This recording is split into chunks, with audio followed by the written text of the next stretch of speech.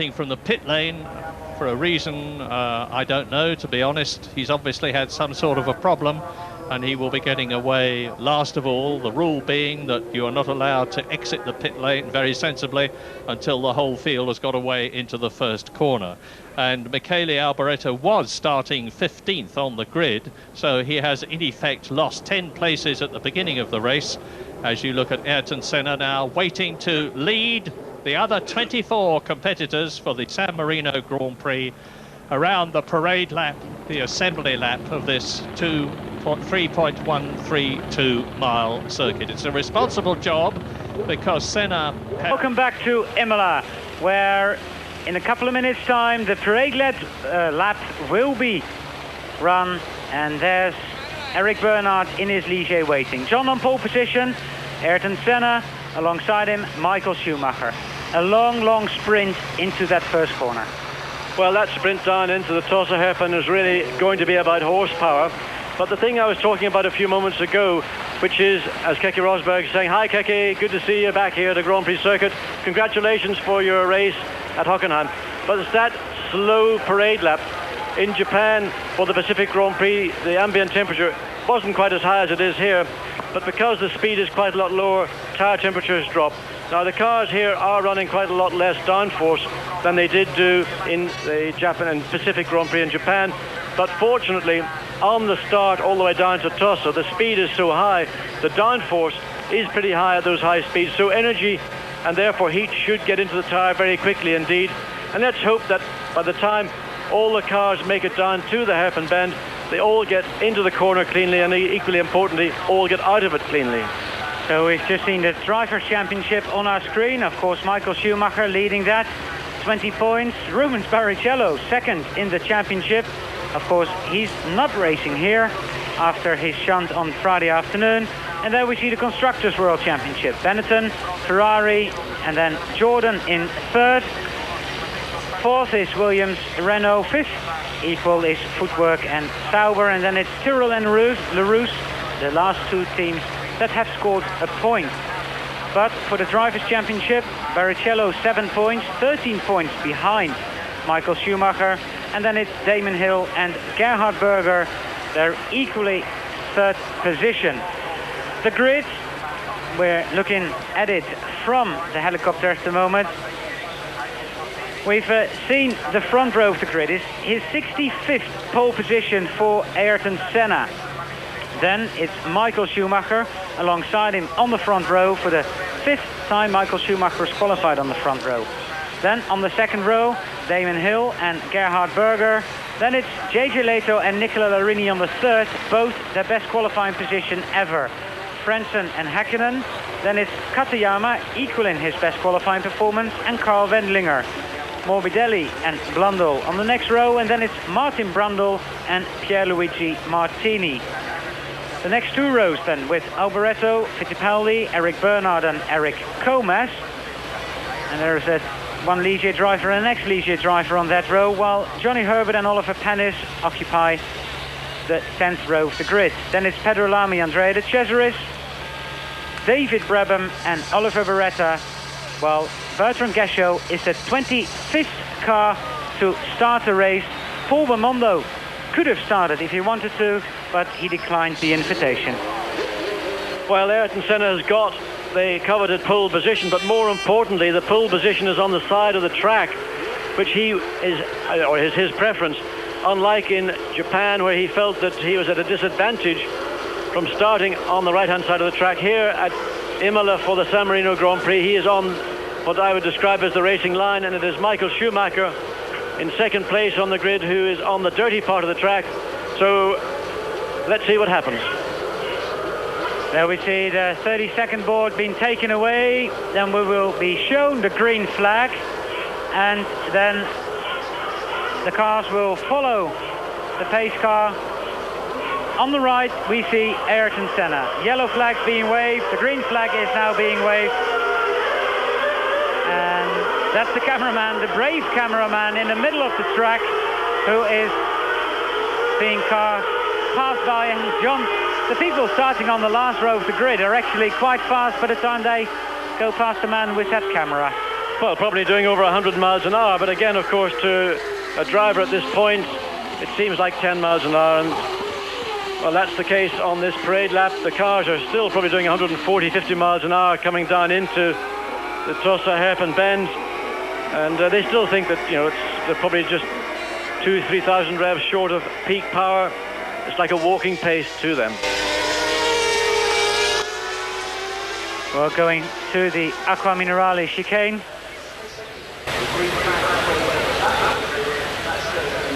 Well, John, what amazed me, it hasn't been very busy here on the Friday and Saturday, but today the place is absolutely packed with people. I think a lot of that is a response to Gerhard Berger and Nicola Larini's performances, and to Ferrari for providing them with cars that are becoming more competitive. And really that's what the Italian fans want to come to see. Of course, Ferraris are built not a million miles from the Imola circuit, and of course the circuit is named after Enzo and Dino Ferrari. So this is, if you like, the home racetrack for the Ferrari team. Well, the car's going very slowly. Eddie Irvine joined us in the commentary booth. Eddie, what are you doing on a lap like this? Well, basically you're just, you know, trying to check everything, get the tires up to temperature and get your brakes up to temperature, because these brakes just don't work at all whenever they're not very, very hot. So you're making sure them things are done and just checking everything and running through the start of the race in your head. And what I do is just try and keep as calm as possible, really concentrating, keeping calm, and that's the main thing. Well,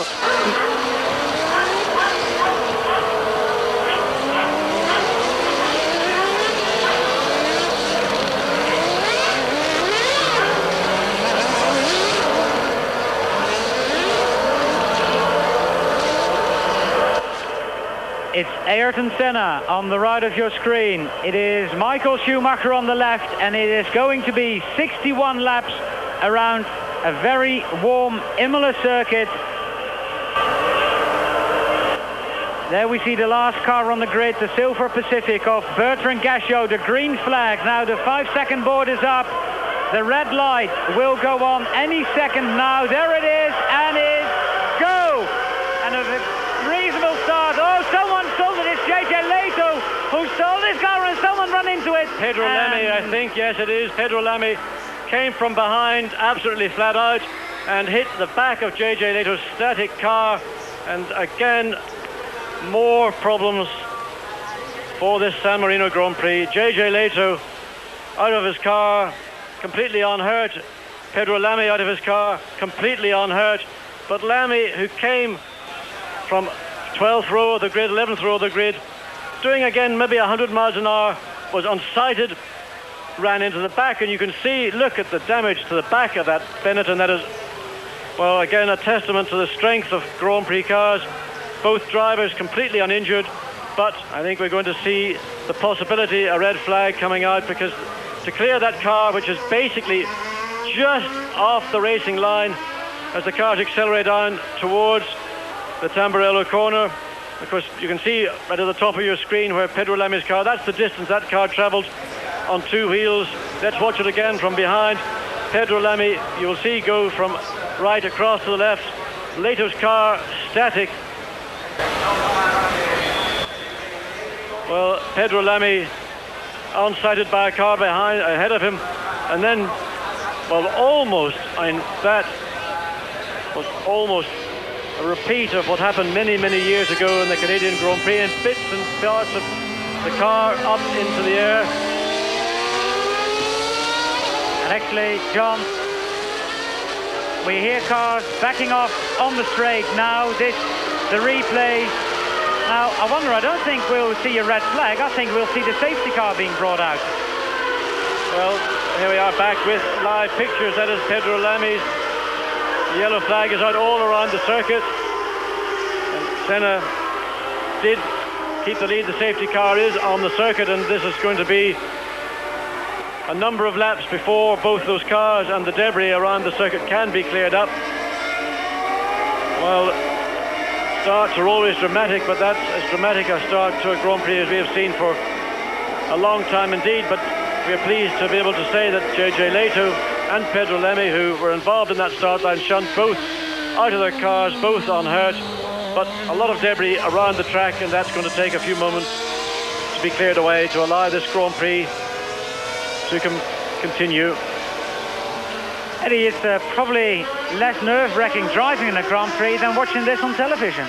I don't know, that was a very frightening situation there. Pedro he just got the car turned just at the very last minute and was able to avoid a head-on accident into the back of the Benetton there. He's a very, very lucky chap. Well, here we see it again. This is the front view of the lights going to green, and more or less instantly JJ Lehto's hands go up. Frentzen dives to the right to get around him, but Pedro Lamy on the left of your screen is going to come across to the right, is unsighted by another car, and you see him coming across the track, almost runs full into the rear of Lehto's Benetton Ford, bits of the car clearing debris fence, debris everywhere, and then Pedro Lamy's car continues across the track, spinning in front of Bertrand Gachot, oil, water, bits of carbon fibre. Well, after a great weekend for JJ Lehto, to have his return to Formula One end up like that is disappointing in the extreme, and also, of course, for the Benetton team, who were so delighted to get JJ back into the car and to be so competitive in his first race. While all the drivers are behind the safety car, it's Ayrton Senna leading that in front of Michael Schumacher, Gerhard Berger, Damon Hill, Heinz-Harald Frentzen 5th, and Mika Hakkinen 6th. And Frentzen, Johns, made a very good start indeed, and Larini, back to 7th, has fallen back a little bit. Well, Frentzen was the car we saw moving very sharply. He was directly behind JJ Lehto, and in fact did extremely well to be able to get out and not collect the cars that would have been coming down the right-hand side of the circuit. And number 23, Michele Alboreto, has been in the pits to check out on a couple of things, and he's back 23rd and last.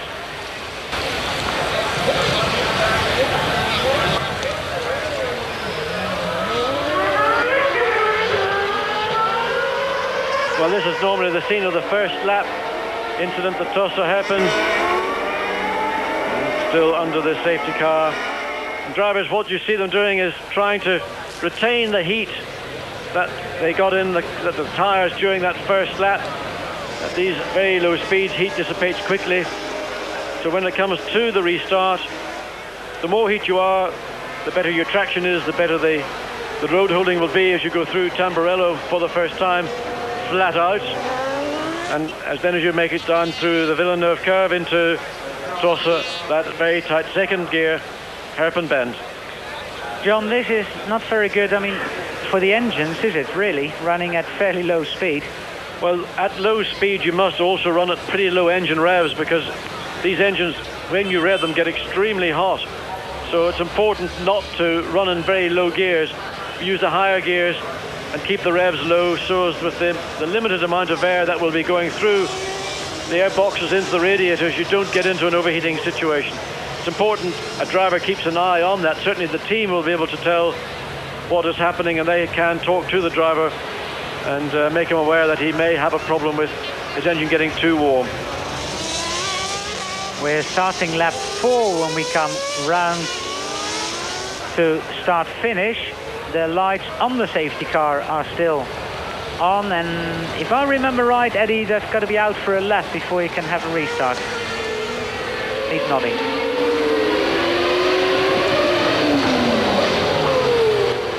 Well, this is very difficult, in fact, for a driver, because the pace the safety car is running at is probably about on the limit for the safety car, but in fact it's very, very slow for these cars, and at the time when a driver, he's basically got settled by the time the lights go red, and then you've got to get built back up again. And Eddie, have you ever been in a situation like this where you've had the start of a race and then within a lap the safety cars come out, you've had to recompose yourself and then get your motivation built back up again? No, I've actually never done the safety car procedure before. It's new in Formula One, and in sports cars, when I raced them, we never actually had the situation, so I don't know what it's like.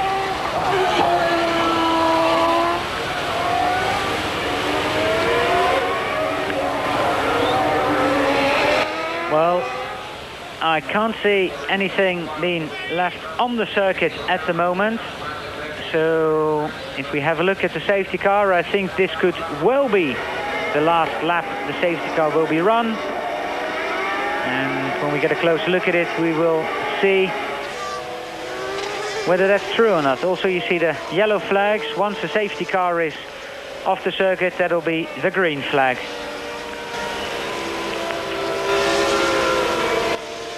Actually, John, this is what happens. I mean, I wouldn't say it happens fairly often, but it's quite a natural reaction for a driver like Pedro Lamy does to do. He sees everybody slow up a little bit, think there's a gap on the left, but there wasn't. Well, I think the word you've used, think, is the operative word, and it is a very difficult thing. The car that blinded or on-sighted Pedro Lamy, I think, was Olivier Panis or Andrea de Cesaris. One of those two cars were on the left-hand side.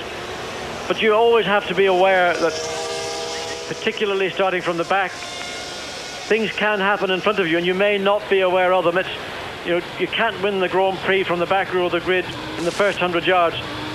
And sometimes what appears to be an opportune gap is there for a very good reason, and that's because everybody else is avoiding a static car. You've got to think all the time when you're in a Grand Prix car. You can't take things for granted.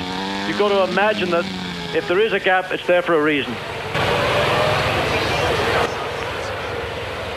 Well, if there would have been a restart, it would have been possible for Leto to get in the spare, I suppose, but I think he's back in the motorhome getting changed at the moment, or he might actually just gone to the medical centre to check on his neck, because he did get a fairly hefty thump from behind.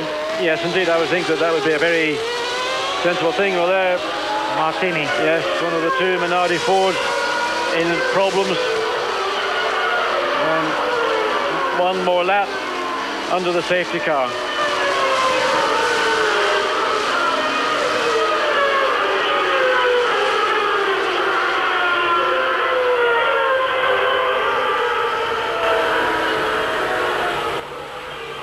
John, we're on lap 5 out of 61. If we carry on for many more laps behind the safety car, it might be that people that were planning on 3 stops will have to change their plan a little bit. Well, I would think all the team managers and all the technicians that come to Grand Prix now will be working frantically. Let's look again, as you see. And that's the other view. Well, that bit of bodywork landed on the top, safely away from spectators. And that was probably a little bit of a brake duct, something made out of carbon fibre, but Pedro Lamy's car certainly travelled a long distance from the point of contact, of course, completely without brakes and virtually without steering. On the pace car, so it looks as... The judgment by Professor Watkins and the medical team here at the San Marino circuit is that is the best steps to take. And again, looking into the Williams pits, it's always a very difficult moment for a team when they've had an incident like this on and around the circuit. So the team working away, and very quickly he'll be transferred into the ambulance that's waiting, then taken to the helicopter and taken to the safety of Bologna to the hospital there.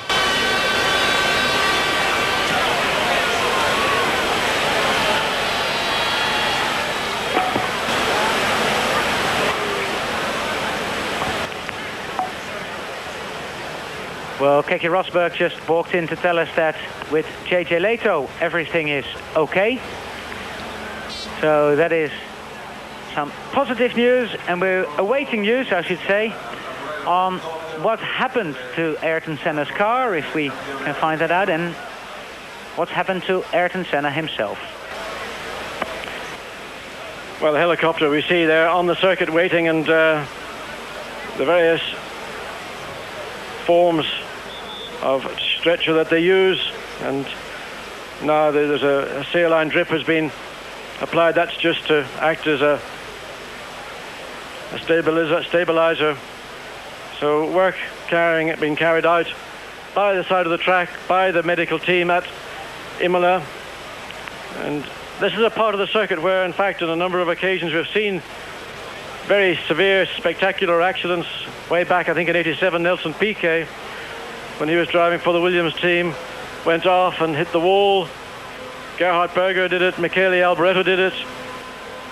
So it is a part of the circuit which is tremendous from a driver's point of view.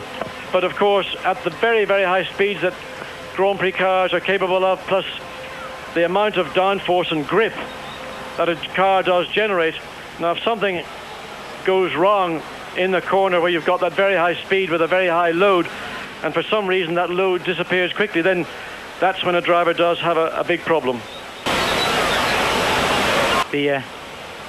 John, we talked about this all yesterday with Dave Price, and again we see the survival cell of that car being absolutely intact. Yes, indeed, and the car has done its job superbly. An impact of that speed, I mean, the figures, I don't even know, I wouldn't even want to guess the kind of G-force that initial impact would have generated, but it would have been extremely high, believe me.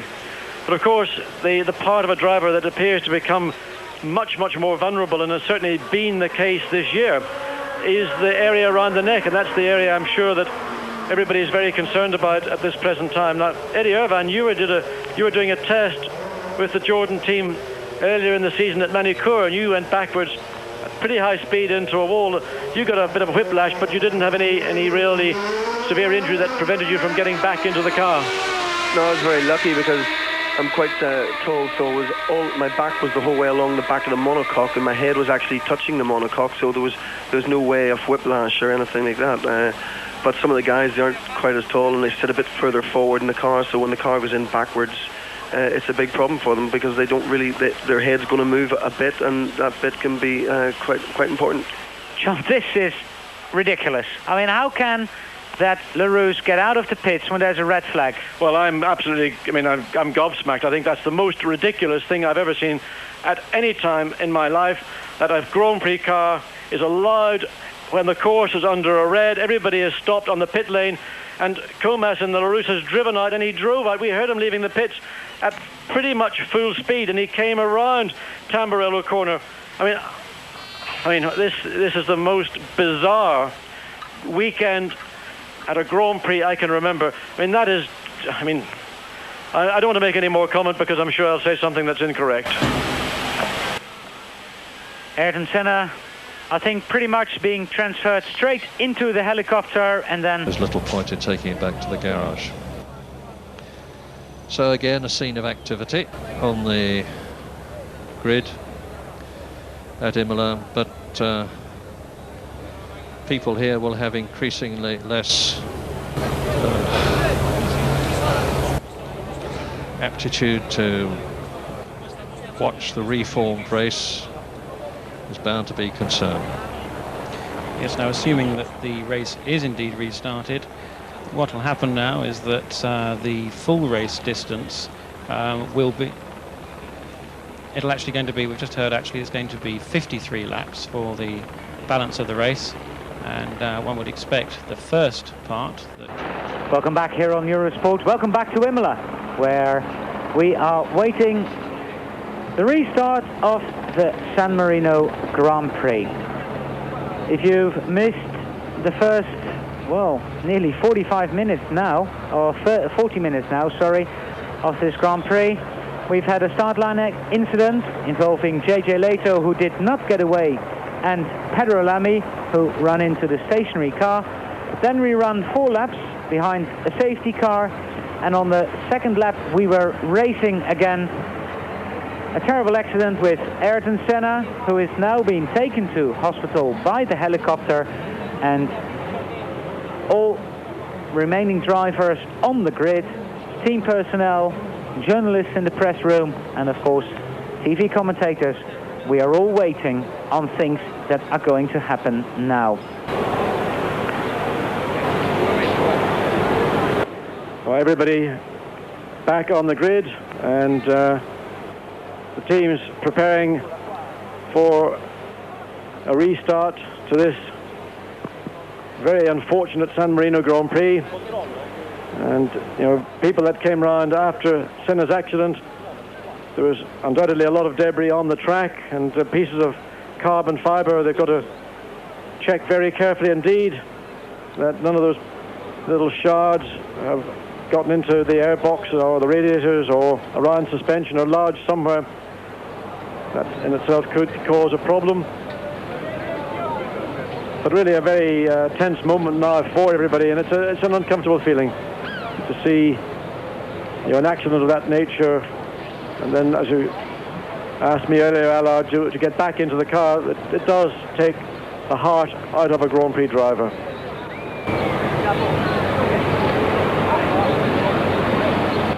Yes.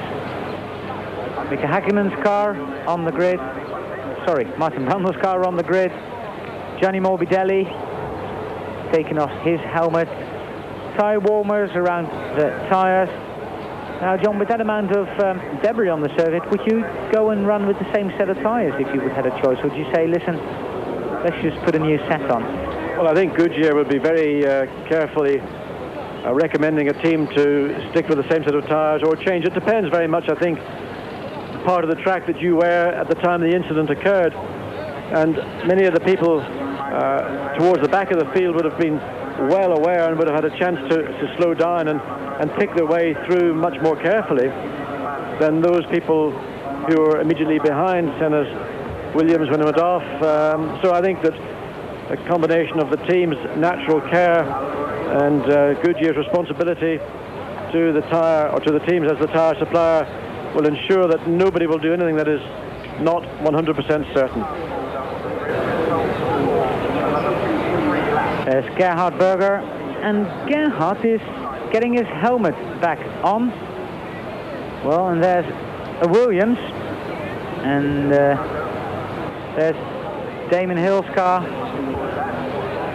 Now, there's no sign of Damon. He will probably, John, I assume Damon would be in the back of his, or in the garage, in the Williams garage, and talking to all the engineers, well, Patrick Haddon, Adrian Newey, Frank Williams, to what's the plan?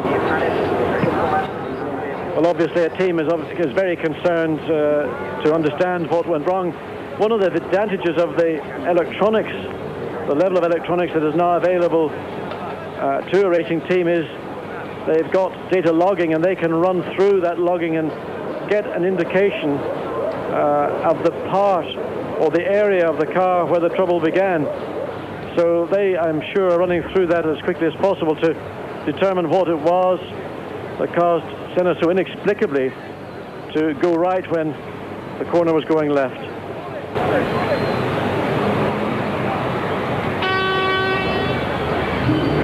So the advantage of data logging is something that teams today are able to provide, first of all, for their own knowledge, but also to the press in general. And in fact, going back to Ruben Barrichello's accident on Friday when he came through the Marlborough chicane just before start-finish straight, the team could tell us that he was actually 13 kilometers per hour faster at that part of the circuit than at any time over the 2 days of practice and qualifying.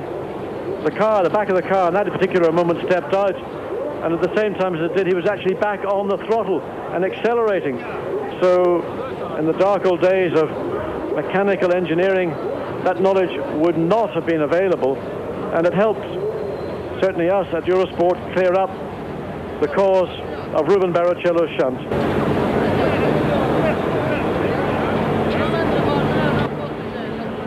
There's work being done on the engine of Martin Brundle's car, and for Peugeot, John, it was a challenge to finish this race. We heard it being said just before, or on the grid actually. Now it's very hot. Their main problem, I think, has been that the engine produced so much heat that it didn't function properly. Well, what they've been doing at McLaren is working on the cooling system, and that's radiator sizes as well as the air intakes around those radiators. That's a very vital part of the design of a car. Also the actual engine installation itself, the water system, because these cars run radiators in parallel. There's a radiator for water on both sides. So to if you like, refine the system, you can gain a great deal in terms of efficiency. Well, there's an engine that produces a lot less heat, an HP engine in the back of the footwork.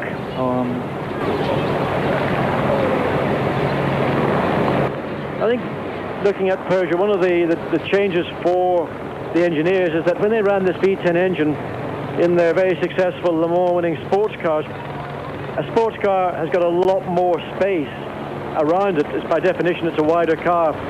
So the air, the hot or the heat that's coming off exhaust pipes and off the actual engine block and cylinder head unit itself has got more space to dissipate and therefore to bleed away from the car itself.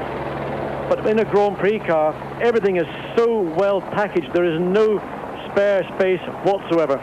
Well, there's Bernie Eccleston talking to Gerhard Berger, and they're obviously discussing what to do. And Gerhard, who's had an accident at Tamburello a couple of years ago, he was at the press conference yesterday. He said it this morning. He said he had mixed feelings about starting the race, and well, there'll be even more mixed probably. Now, that's a mechanic in Damon's car. There's Les in Damon's car, and Damon getting his helmet back on, so he will go out and race, and there will be a race. Well, I'm entirely confident that Williams, the team, Patrick Head and Adrian Newey are aware of what caused Senna's accident, and they can reassure Damon Hill that that situation they have under control. Again, this morning we saw David Brabham and the Simtech Ford team take the decision to run and in fact to race, and extremely difficult situations and circumstances after Roland Ratzenberger died as a result of hitting the wall down near the Tossa hairpin bend part of the circuit. It looks like checking the gearbox on that Williams, John. Well, more and more drivers getting ready to get back into the car. Now, I want to know what's going to happen to that LaRousse being stranded out on the circuit. I think for what happened there, it should stay there for the remaining of this Grand Prix, to be honest. Well, I suspect what happened, the car was in the pits at the time the red flag went out. They were doing some repairs to the car, and I imagine that somebody said, well, go out, do the lap and come on to the tail end of the group. But unfortunately, a misjudgment, I think, on the part of the team, and certainly at pit exit, allowed that car to leave much too quickly. And in fact, I suspect what should have happened was the car should have been held at pit exit until the race itself is recommenced, and then start from the very rear. Well, everybody's getting ready. We're going to take another commercial break here on Eurosport, and we'll be back pretty soon from Imola. Mayo, that is. And Nicola spends his time at the present moment, in effect, commuting between single-seater driving for Ferrari and touring car driving for Alfa Romeo, the latter with a great deal of success.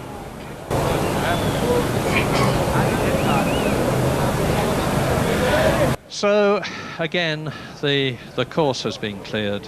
The track has had any debris that it had on it removed. With one part of the race completed, we will now be starting a second 53-lap race, the results of which will be added to the first short part, which ran over a full 5 laps because the accident happened on the 6th lap, and the result of the San Marino Grand Prix and the allocation of the resultant World Championship points will be decided on an aggregate of the two results. Eddie Jordan on the right, and he's talking to the Team Lotus boss, Peter Collins.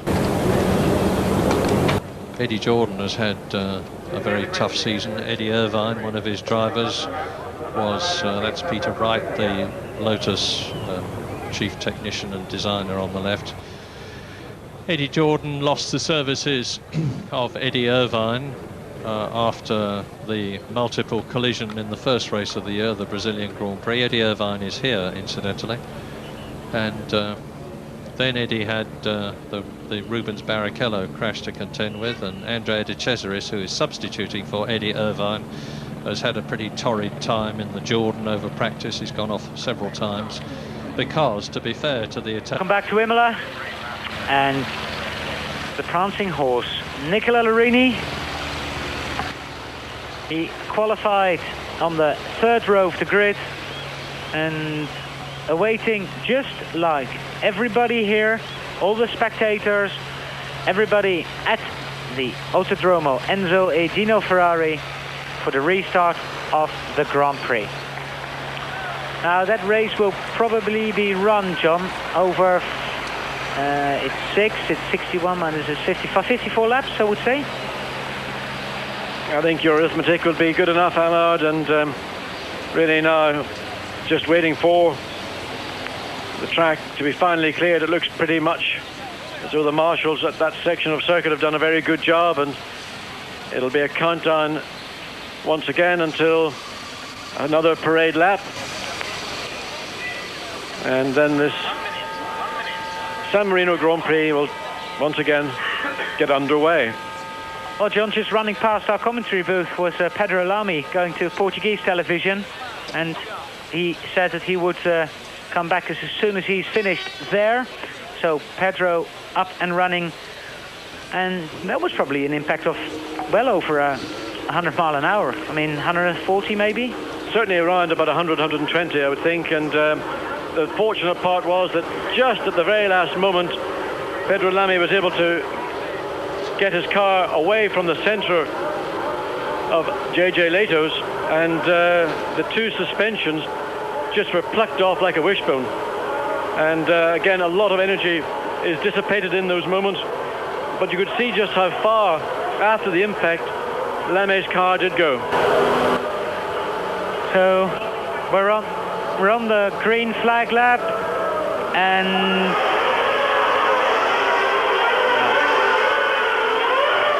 then and that's Heinz-Harald Frentzen, who's stalled on the green flag lap, and he will have to start at the back of the grid. So more drama for Frentzen. There he is, left on the grid. Now I think that car is still running. I can hear the engine running, so that yes, we can hear it on the rev limiter. Of course, he's going to have to now start from the back of the grid. He will not be allowed to thread his way up onto the grid proper. Well, in fact, it's not. It was somebody else, because there still is Heinz-Harald Frentzen. There was somebody else that we couldn't see. That may have been, in fact, Comas, whose car would have started from the pit lane, but we didn't see that car in our picture. So Frentzen's car still on the start-finish, the part of the grid that he was placed, and now the potential of further delay unless that car can be very quickly pushed off the grid before Michael Schumacher and the rest make the way on to their grid positions.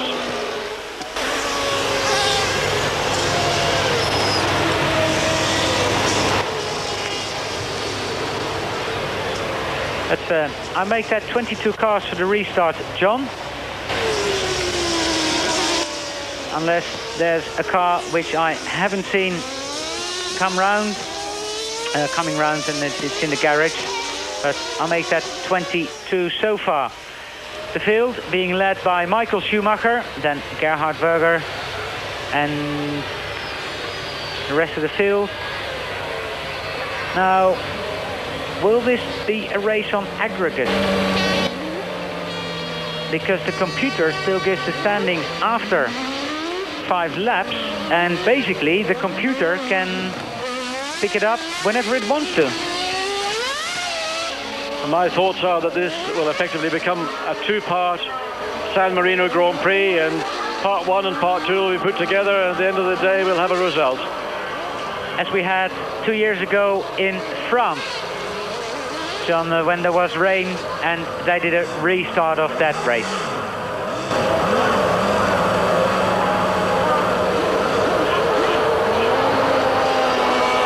So the restart of the San Marino Grand Prix. No driver on pole position. Well, Michael Schumacher on pole position. Then it's Gerhard Berger, Damon Hill. This is Martin Brundle's car. Martin Brundle's McLaren Peugeot. The red light will go on any second. Now it is on, and we will change the green, and a very good start for Gerhard Berger.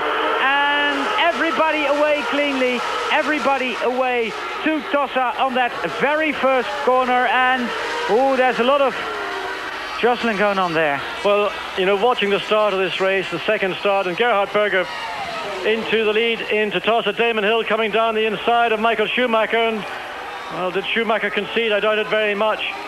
But just watching that restart, you'd have thought as contact with one of the McLarens, I think that was Martin Brundle getting edged out. And I think that's Damon Hill going back to the pits, John. He has got damage on his Williams Renault, and that means that Michael Schumacher did certainly not concede to Damon Hill. Here we see Damon. Is there any damage? The front wing is flapping about. We can see that. So he'll go back to the pits and pick up a new one, I suppose. Certainly he'll go back into the pits, and let's see what the team decide to do.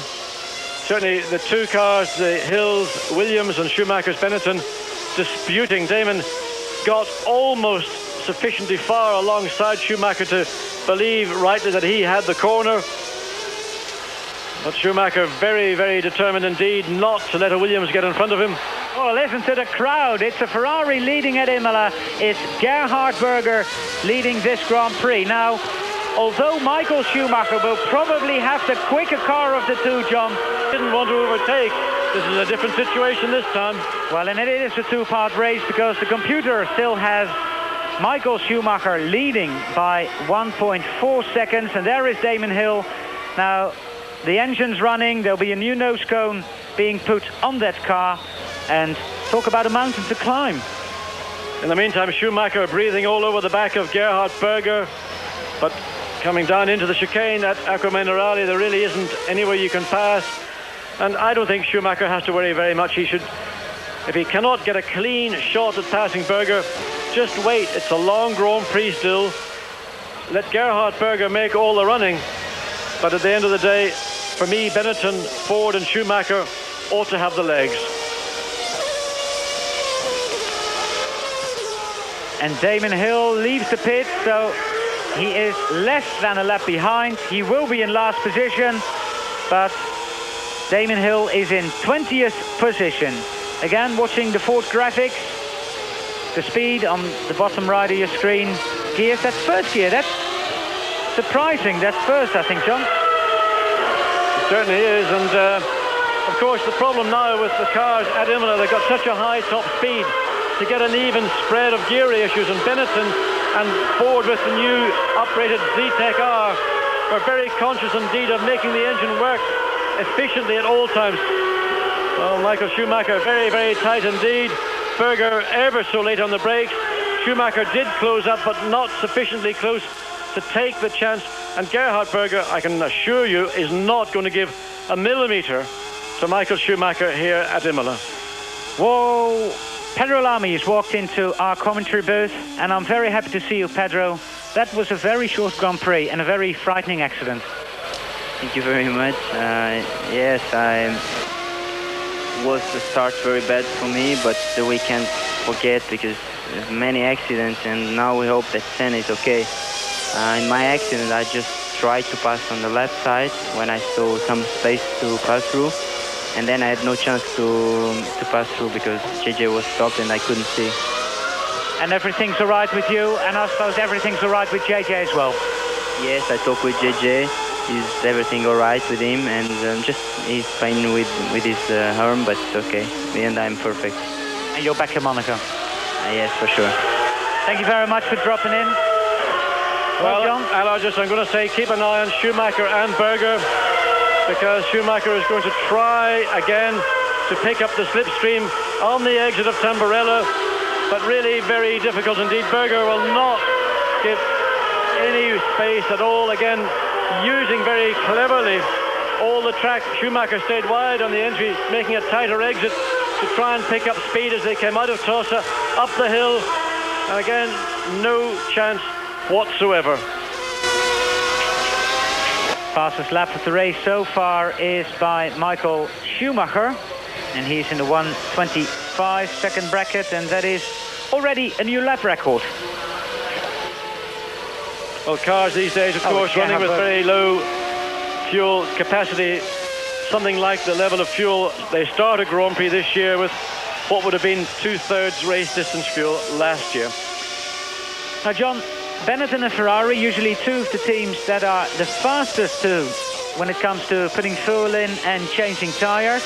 And although the gap is a second and a half when you look at the computer, I mean, and the new fastest lap now by Damon Hill, incidentally, this is a real motor race. And Eddie, it's good to see it, isn't it? Yeah, fantastic, actually. Once Senna was out of the race, I thought Michael Schumacher was going to just sort of disappear, but Berger getting a jump on them, it's going to be a great race because Gerhard's as hard as anybody to get past. So I think Michael will maybe just sit behind him the first third of the race and see what happens in the pit stops because it might be a bit risky to try and overtake Gerhard. Well, in this situation, as Eddie said, there's very little to gain by a courageous or maybe foolhardy dive down the inside. Michael Schumacher sitting very comfortably indeed, and a lot of motor racing yet. And racing there. There's some. Yes, indeed. Morbidelli and Pierluigi Martini, two little men, but with enormous hearts, and they will fight equally difficult or hard for that last piece of track. Again, being Italian drivers here in San Marino Grand Prix, a lot at stake, a lot of pride. But Schumacher closing up under brakes as they now make their way down and start to drop downhill under the bridge into Rivazza corner. So in reality, this is just positioning for Michael Schumacher. He's got to keep close enough to Berger through this part of the circuit that when he does come onto the straight, he's close enough in the first part of the straight to pick up the draft and basically then slingshot out of Tamburello and try and get alongside in the correct part of track as they come down into Tossa. But you can see the gap under acceleration opens up again. Ferrari really have made a lot of progress with this V12 engine. So it's Michael Schumacher who leads Gerhard Berger by 1.5 seconds. Then in third position, already 12 seconds behind, is Mika Häkkinen. Then Nicola Larini is in fourth. Fifth, Carl Wendlinger. Sixth, Ukio Katayama. In seventh position is Gianni Morbidelli. Eighth, Heinz-Harald Frentzen. Ninth, Tristan Fittipaldi. And 10th, Martin Brundle. Well, battles going on throughout the field, and Heinz-Harald Frentzen just squeezing past Eddie Irvine's replacement, Andrea de Cesaris. And really, I think for a great deal of the drivers here this afternoon, their thoughts are going to be now about finishing rather than being a competitor, particularly in this early part of the race.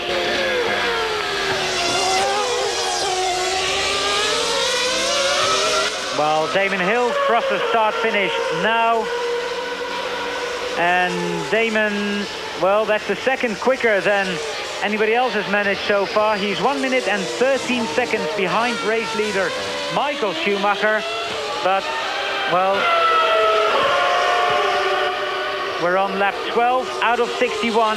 And for Damon, there might just not be enough laps to go very much forward. But Damon Hill proving the Williams is, at the moment, a very quick car indeed. Well, Schumacher again looking down, but Berger defends, immediately comes to the left. Schumacher goes back to the right now. Has he got the drive? Has he got the traction? Has he got the horsepower? Well, we don't know because we've gone back to see third place man Häkkinen battling with the second Ferrari of Nicola Larini. Carl Wendlinger fifth. Akiya Katayama, who's done a really great job throughout the weekend, in sixth.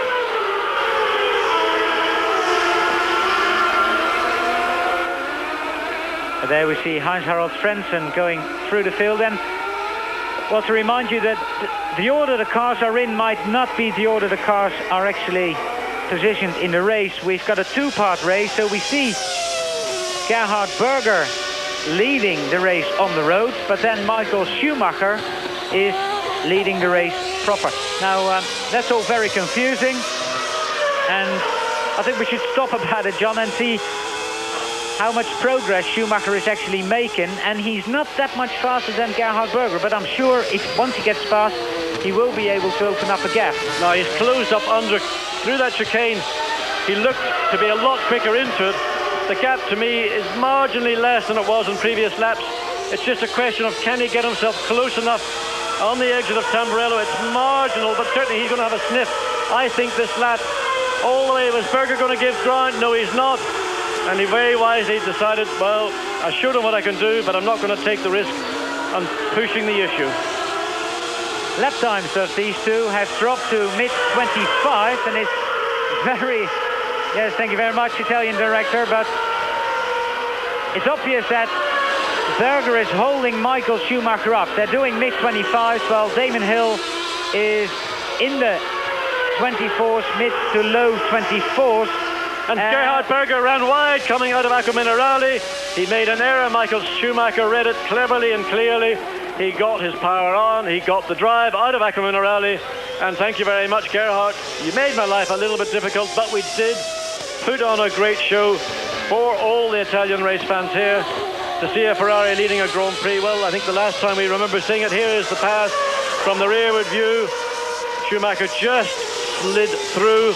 I think the last time we saw a car leading, or Ferrari leading, was back in Portugal, 15 glorious laps, when Jean Alesi had his Ferrari in the lead. In the pits. Michael Schumacher gone straight into the pits. Now that is on lap 12, so that could well be a three-stop race, John. I just don't know what strategy Benetton have decided to adopt, but they may well have been forced into this particular one because of a certain amount, or the amount of fuel that they were carrying. Now, I did talk to the team prior to the race, and they were indicating, I said, well, look, what would you do if you were Williams? How much fuel would you put into your car if you were Frank Williams?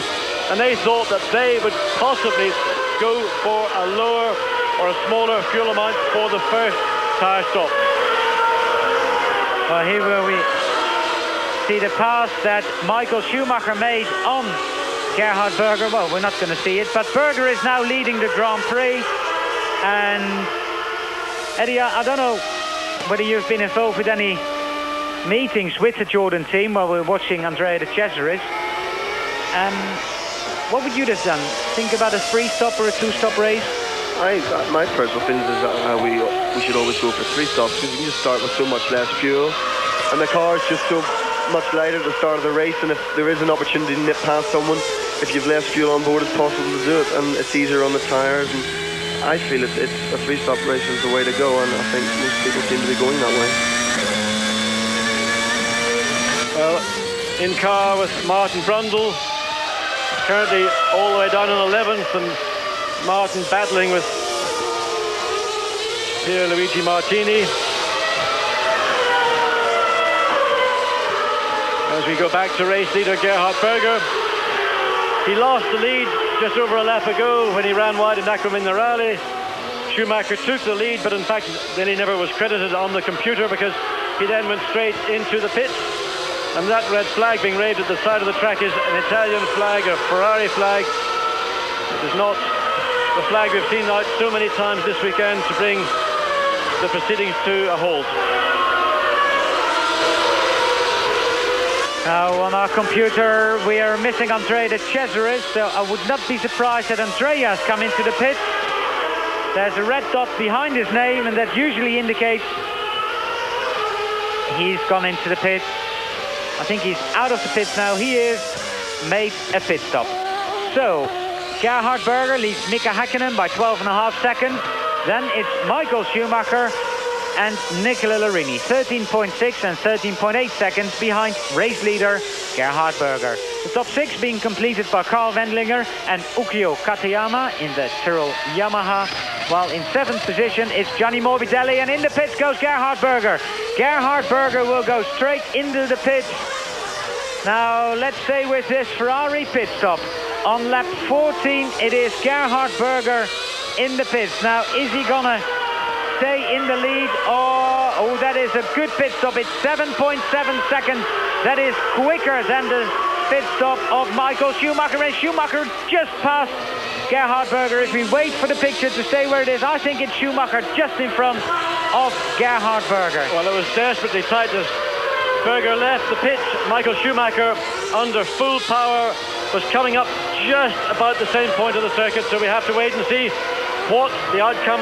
But that was a fantastic stop by the Ferrari team. They got in fuel, they changed the 4 tyres. 7.7 seconds for me is the quickest I've seen of this season, and well, certainly the amount of fuel that went into the car indicates to me that Ferrari are clearly going to have 2 more pit stops before we see the finishing flag here for the San Marino Grand Prix.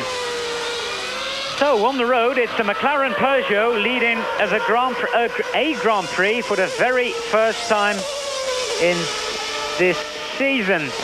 And Mika Häkkinen leading on the road, but he was a very long way behind Gerhard Berger, even on and Mika Häkkinen on the restart. So I don't know whether he'll be leading on our computer, but it's that familiar red and white.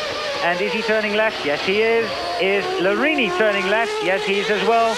So here's the top 3 on the road. Mika Häkkinen, Nicola Larini. Was Berger quick enough on the exit? I suspect not, because although the Ferrari was able to leave the pit lane quickly, the advantage of speed would have laid with Schumacher as he exited much earlier and much faster onto the pit straight. So Häkkinen leads Schumacher. There is Michael Schumacher with Nicola Larini in third, Carl Wendlinger fourth, and Gerhard Berger in 5th position. We'll be back after the break here on Eurosport.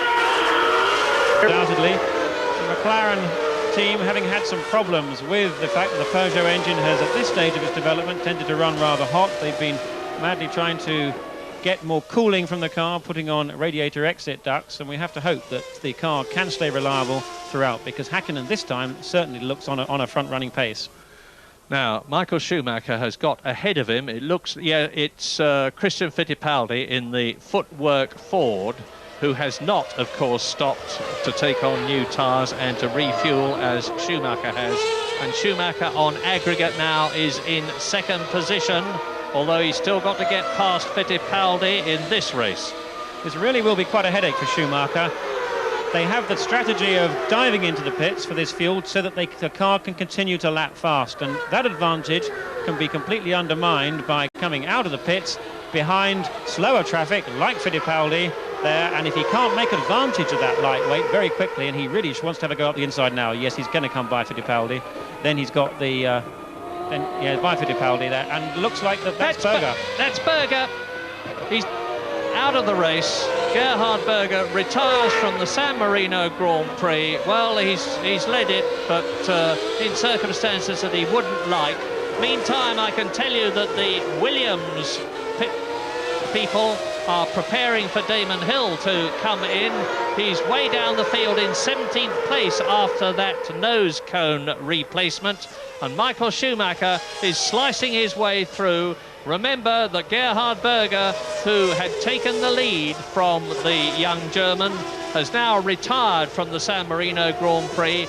Michael Schumacher, I think, will soon be back in front on aggregate. He's about 1.3 seconds behind. Imola, but Gerhard Berger, I think, is out of the San Marino Grand Prix. Here, that's the chicane where he went straight on. He then went straight into the pits. The Italian director did not want to see that a Ferrari being retired from this Grand Prix, but Nicola Larini, currently in 2nd place, is the sole remaining Ferrari. There is Olivier Beretta. That's the end of his Grand Prix in the LaRousse Ford. But Mika Häkkinen and Nicola Larini, they're the first 2 cars on the road. And Ukio Katayama is 3rd on the road, but actually 4th in the race. Well, Katayama, we have said already this weekend, has been very impressive, and the team really, again, showing a degree of surprise, because Katayama is a driver who appears to be getting better and better. Now, waved yellow flags, also an oil flag being waved at the top of the Peralta corner.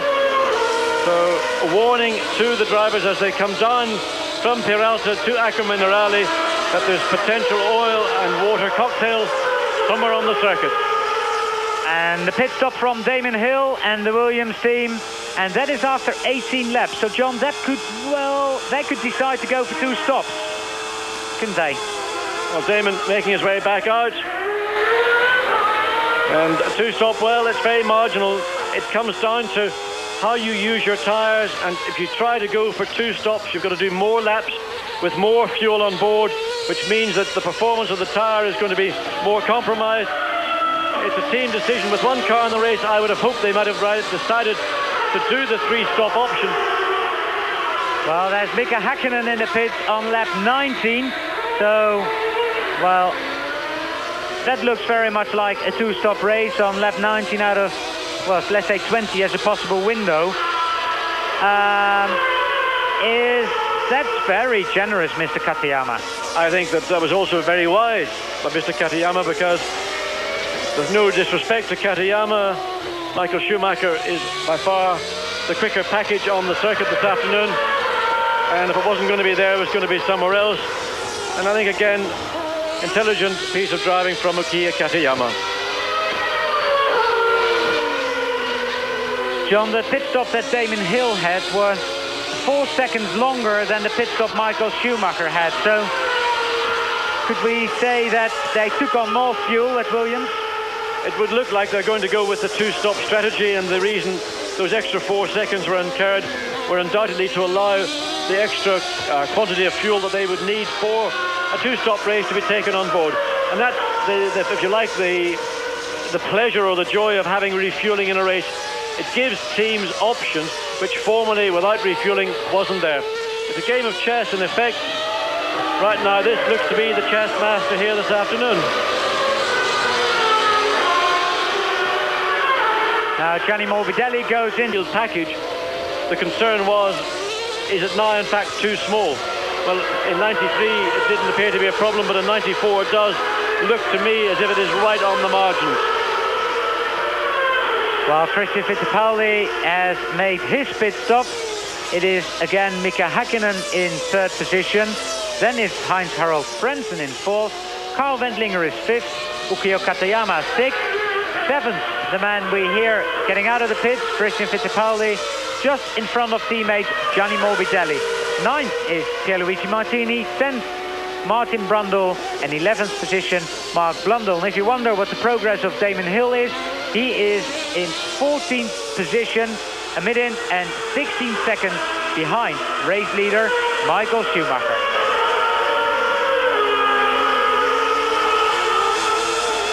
Now, John, would Nicola Larini concede easily to Michael Schumacher? That's, of course, a question to be answered. I don't think he's going to sort of sit back and say, after you, Michael. But equally, I don't think he's going to make a great issue out of it. And Schumacher is an extremely intelligent driver. He's also a highly gifted one. He's got all the continuity of years at Benetton, whereas Nicola Larini, as Jean Alesi's stand-in, he's doing a very, very good job. But I don't see this being a white-knuckle job for Schumacher.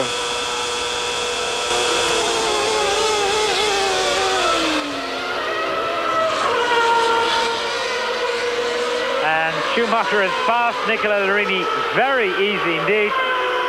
So, leader on the road, leader in the race. Well, there is a pit stop for a Sauber, and that did not seem to go very well. It's Heinz-Harald Frentzen in the pit.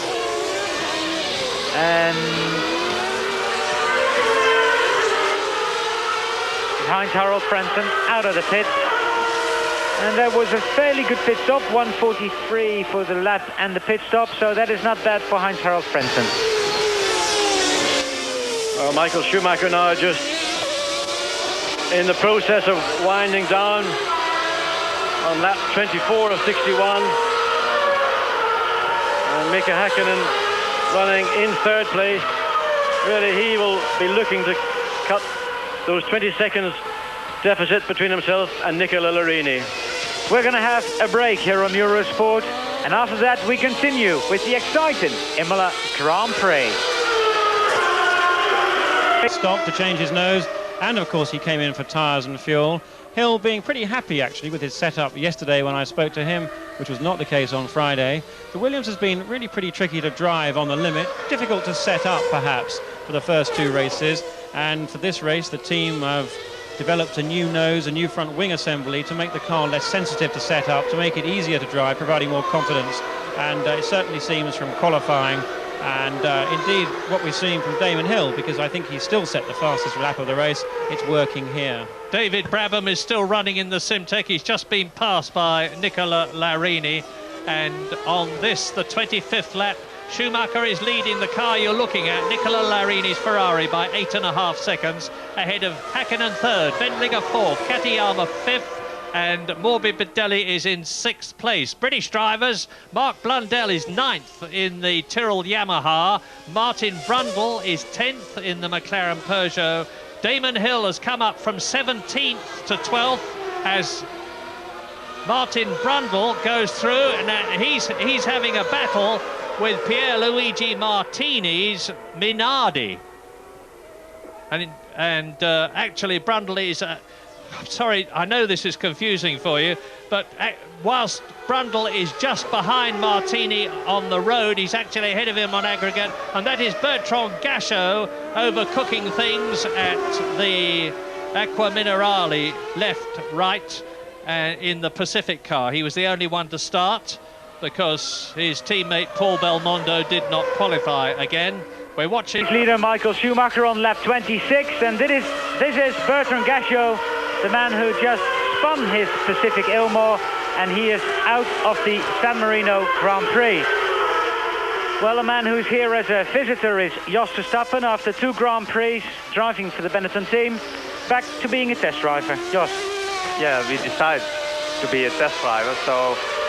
But after the accident of JJ, I would take over his place. But now he's fit again, he take over the wheel again, so... There's no problem. I think it's very good for me to be the test driver doing the whole year, so I can learn a lot, because what I need is more experience with the car, and how more I drive, how better it is. Are you driving next week? Yeah, we're testing here 3 days, so maybe one day I'm testing, so I think it's very good for me. Well, Pierluigi Martini refused to concede. Martin Brundle got past fairly and squarely as they exited Tamburello, but Martini just did not want to accept his loss of 9th place, 10th place.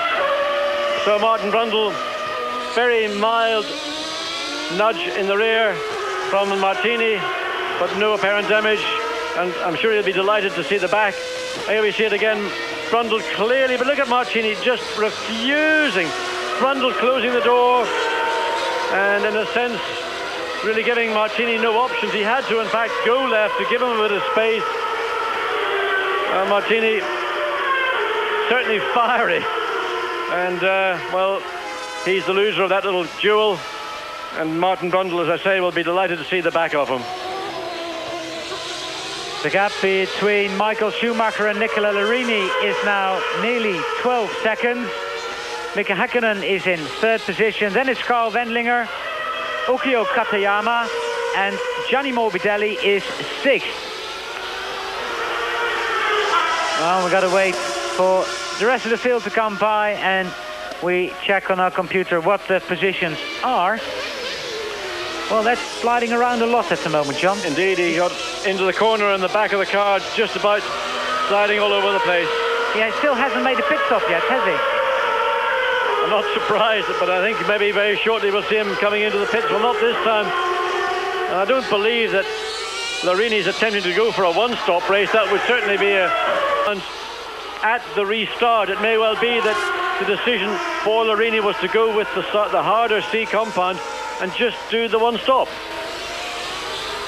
So we see Johnny Herbert still in the race in 13th position. 2 7th place finishes so far, Johnny. And to be honest, John, we started this second part of the San Marino Grand Prix with 20 cars, and there's still 17 in the race, Eric Bernard being the last of the runners. But a one-stop race maybe for Nicola Larini. And, well, Eddie was going for 3 stops, and he's going for 1. So that's 2 very different options. Well, I think after the Senna shunt, the whole strategy that people had pre-planned for 61 laps can be readdressed. It can be chosen, I would say, to do the one-stop and go with the harder C compound both ends of the race. Of course, you have to put more fuel into the car to do that, but it does look to me Michael Schumacher being very cautious indeed. Not certain that Andrea de Cesaris in the Jordan hard ahead of him saw him, and rather than take the chance, they're watching intently. I'm not sure he's sure that de Cesaris has seen him, but finally has, and de Cesaris takes advantage of Schumacher and slides underneath Olivier Panis. Actually, that was like a very good move by the Cesaris, John. Well, it was worrying for Schumacher because he realized that the Cesaris, all his vision was forward. He was watching pennies. He wasn't probably aware of how close Schumacher to him was. And it's, again, intelligent driving on the part of Schumacher to wait until he was certain that he didn't get nudged in the side as the Cesaris made a quick move on Olivier Penny. There's a battle for positions and a battle for points. Behind, let's say, Ukyo Katayama, there's quite a few drivers. Morbidelli only 2.4 seconds behind Katayama. Fittipaldi only 1.1 seconds behind teammate Morbidelli. So they're all fighting for position. And with a two-part race, John, you might have people fighting for position on opposite sides of the circuit. Indeed, well, there we are, 30 laps to go. And Johnny Herbert going a lap down on race leader Michael Schumacher. And Nicola Larini is in the pits. Nicola Larini in for his very first tyre stop. Now, there we see the Ferrari, and that takes a long time, John. That looks very much to me like a one-stop race. I have to agree. I think that was the best part of 120, and David Brabham, he is out, he has gone off, and we're not quite sure which part of the circuit it is. You can see there has been contact somewhere for David Brabham, and fortunately David out of the car, walking away. As we go back to race leader Michael Schumacher.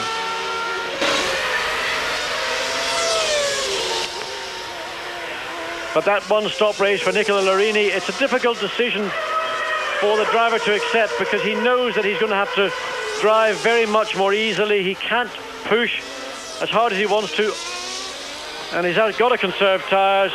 The extra fuel load, very heavy indeed, and the Ferrari would ordinarily need around about 230 to 40 litres of fuel for this race distance, so 120 litres at least. Michael Schumacher, race leader, coming into the pits for his second stop of this race. Well, Tyrrell is going very slow, but let's see Michael Schumacher's pit stop.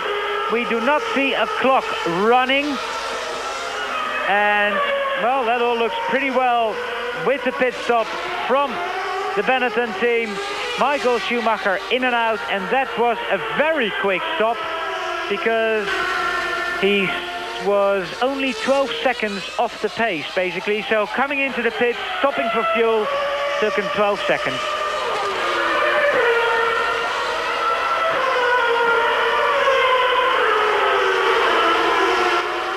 So all action in the pit lane this afternoon. We've seen an awful lot on the circuit. We did see David Brabham stepping out of his Simtech Ford a few moments ago. We don't know which part of the circuit it was, but he's out of the car and walked away safely.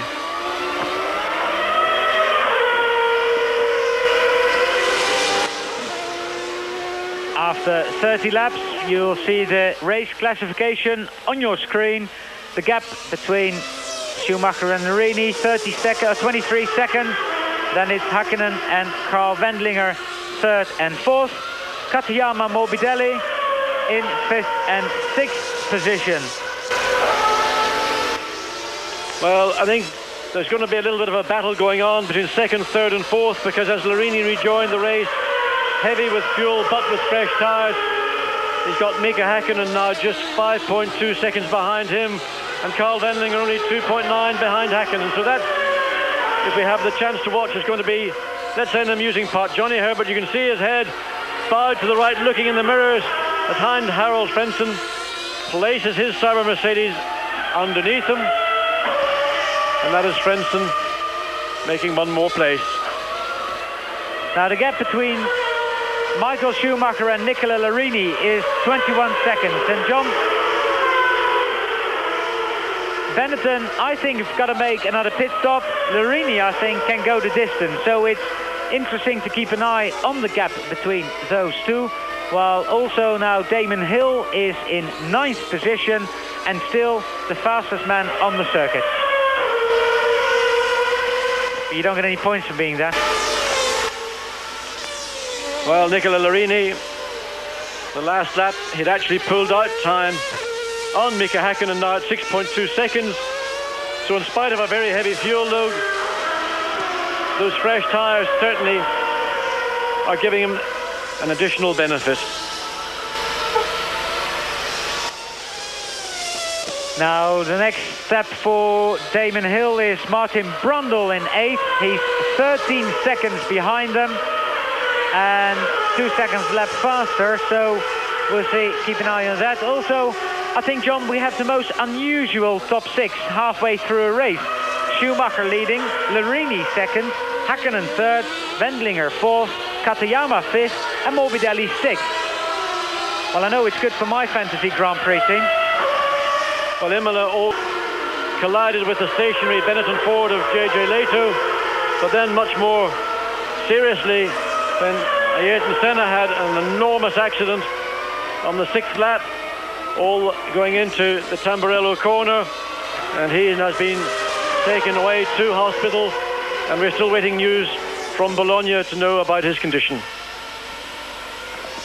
There's Schumacher again, trying to overtake, or going to overtake, Andrea de Cesaris, running in 13th position in the Jordan. And I think, Eddie, this is the part where Andrea will suffer a little because of not being race fit. Yeah, I don't think Andrea, sort of maybe over the winter he trained a bit thinking he'd get a drive, and then when he didn't get a drive he probably never bothered. He thought that was really it for him, so I think he's going to be struggling here. I know that we're talking about getting a neck brace to hold his head up, so this is going to be very hard for him, especially with this sort of temperature. The gap between Damon Hill in 9th and Michael Schumacher in 1st is 1 minute and 11.9 seconds. And, well, there's only 30 laps to go, so I don't think there'll be enough time. And that's the traffic jam for Michael Schumacher. Well, the Cesaris, have you seen him, Andrea? Have you seen Michael? Yes, he has. So Schumacher... Well, it did take him a little time to see him. In fact, coming out of Tossa-Herpen, he wasn't aware of Schumacher's presence. That's the second time in the race it's been like that. We will... Emphasised about letting Schumacher through, but he's got past.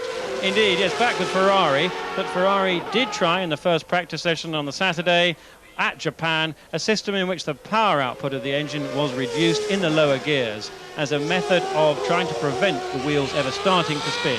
They went to the FIA or FISA, who deemed that that system was not permitted and therefore it was not run further, but it certainly was a rather controversial thing to do, although it seems to be well under control now. News of the 2 Williams drivers. We have no more specific news about Ayrton Senna, who was removed to Bologna Hospital by helicopter after an enormous crash on the 6th lap, after which the race was restarted. Damon Hill, who had to come in and because the first start was the normal one, the second start was from behind the pace car, the third start was from a standing start, and you're watching the continuation of that now. Damon Hill hit Häkkinen and had to come in for a new nose cone, and as a result of all the tyre changes and refuelling, there is certainly no question of Damon Hill not being on the same lap as the leaders now, although he's 1 minute and 12 seconds behind on a lap that's taking about 1 minute 26 seconds, which is Schumacher's time. Schumacher is leading on lap 34 by 24 seconds from Nicola Larini, and as a matter of interest, the lap record here is held by Riccardo Patrese, 1992, in the Williams Renault, 1 minute 26.1, when the car had the initial active suspension and other goodies that Williams were using. And so Schumacher has just broken the lap record officially. He's just gone round in 1 minute 26.062, which is about a tenth of a second. Enzo e Dino Ferrari in Imola, Italy. He leads Nicola Larini, who crosses start-finish very shortly with his V12 Ferrari. Larini in second place, and if he stays there, that would be very easily his best result ever in a Formula 1 Grand Prix. Mika Häkkinen is in third. Fourth is Carl Wendlinger. Fifth, Ukio Katayama. And in 6th position, Gianni Morbidelli. And Ayrton Senna is in Bologna Hospital, and basically, John, in a critical condition, and that's most of the news we've got. Indeed, and obviously that was the reason that Senna was removed from the circuit directly to hospital. It was considered to be the correct move to get him into a medical unit such as in Bologna as quickly as possible, to give him the maximum amount of attention that is in the hospital. While Damon Hill crosses start-finish, he's still in 9th position. Michael Schumacher is going into that final chicane and completing lap 36 out of 61. So there's 25 laps to go in this San Marino Grand Prix. A very warm San Marino Grand Prix, and a Grand Prix, well, who would have thought we're going to have a weekend like we've just had with the Formula One family. But Michael Schumacher leads it quite handsomely, and it's Andrea de Cesaris gone into the pit, and we can hear him go out of the pits again as well. So that's a tyre stop. And Carl Wendlinger comes in the pit.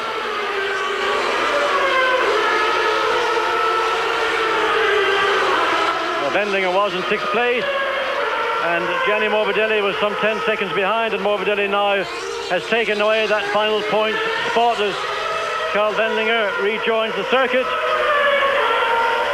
So we're going to see a lot of the mid-range positions changing as pit stops come and go, and as the truth of this Grand Prix unfolds with the strategy teams have chosen to go with, it's really going to be, I think, Allard, not until we're into the final 5 or maybe 8 laps of this Grand Prix that we will really know what the outcome is predictably going to be.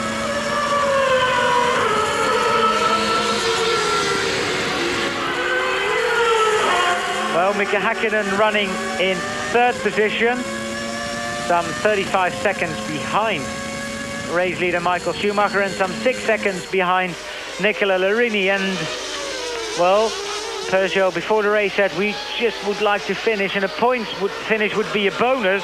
What if they get on the rostrum? Well, Imola, we have said it throughout the weekend, and Mika Häkkinen into the pits. This is his 2nd stop. So the McLaren team putting in more of the Shell fuel. 4 Goodyear tyres on.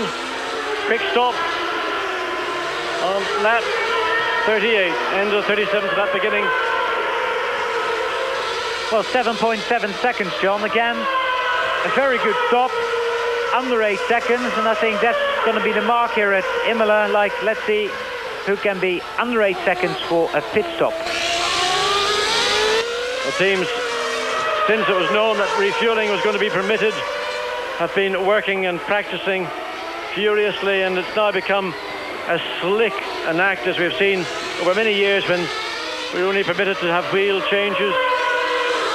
And the options really that teams are looking to is to try and put in as little fuel as they need to do, bearing in mind what circuit conditions are like and what tyre wear or tyre performance on a given track represents. We still have 16 cars out of the 20 that started this second part on the circuit. And I think, John, when we talk about a race of attrition, usually everybody stays on the circuit, but there's still the most important laps still have to be run, I suppose. Well, it's normally towards the end of this race, and Imola, 20 laps to go, that the problems that we have seen in the past rear their heads. John, I'm missing Michael Schumacher. Michael Schumacher is gone. Where is Michael Schumacher? The camera can't find him. I can't see him in the pit lane, but he's definitely not crossed the start-finish line. Nicola Larini is leading the San Marino Grand Prix at this moment. Michael Schumacher is gone. He's dropping down the leaderboard. He's stopped somewhere on the circuit. And I must say, Jonathan, I don't think I say too many bad words about the director when I say, as usual, he's missed it again. Well, we have missed a great deal of important action, and certainly Michael Schumacher now registering 8th, and it's going to go lower and lower. So, this is a turn up for the books. There is Pierluigi Martini in the gravel. Now, did Michael Schumacher had anything to do with that, or did Martini had anything to do with Schumacher? Who knows? But Michael Schumacher is not on the circuit. It's Nicola Larini leading the Grand Prix. Oh, he's back again. Sorry. Thank you. Where did he go, though? I think where did he come back from? Well, either there's been a fault in our computer and we haven't got vision out onto the circuit. Certainly the director has been following Nicola Larini, and I think he feels the same thing as well, that he's got a Ferrari and an Italian driver leading this Grand Prix. For a few moments, our computer had Michael Schumacher dropping down like it had a virus in it. But suddenly, Schumacher pops up to take the lead once again, but we're not getting sight of Schumacher anywhere on the circuit. Martin Brundle into the pits in his McLaren Peugeot. Brundle was an 8, 19 seconds ahead of Frentzen.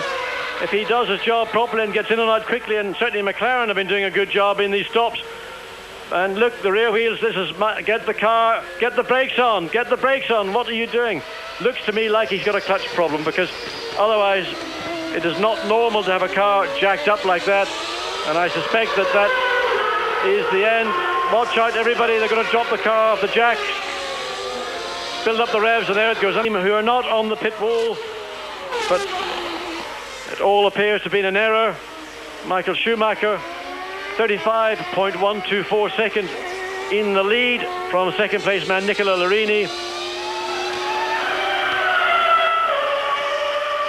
And Larini crossing start-finish now, 36 seconds behind. And John's laughing at me. I suppose I did make a fool out of myself, but he was dropping down the list, John. I can't help it. Well, I mean, literally, you know, when you get a computer virus, the way the numbers just fall off the screen, well, that's what it was doing with Michael Schumacher. Literally by the second the positions were dropping, something must have gone wrong. And anyway, Schumacher still in the lead. There is confirmation, 36.166 seconds over Nicola Larini in second place in his second Grand Prix for Ferrari as a stand-in for Jean Alesi, and I think Ferrari personnel must be truly delighted with that performance. So the top 6 to go through it yet again is Schumacher, Larini, Katayama. I mean, well done. Long time since we've had a Japanese driver on the rostrum. Off the top of my head, as the one and only time that was while Gianni Morbidelli is going very slow. Was it Oguri Suzuki, Japanese Grand Prix? 1990. Thank you very much. Morbidelli retires from this race, as he done in quite a few of the previous races. The end of the race, he retired. There is second place driver Nicola Larini. Larini standing in for Jean Alesi at this Grand Prix and the Pacific Grand Prix. Born in 1964, and he's raced in 43 Grand Prix previously, and his best result so far has been for 5th position. Well, Alar, just with that little bit of information about Larini, the year of his birth, 1964, makes me feel rather sort of elderly, because that was the year of my first motor race. So time does pass by quickly.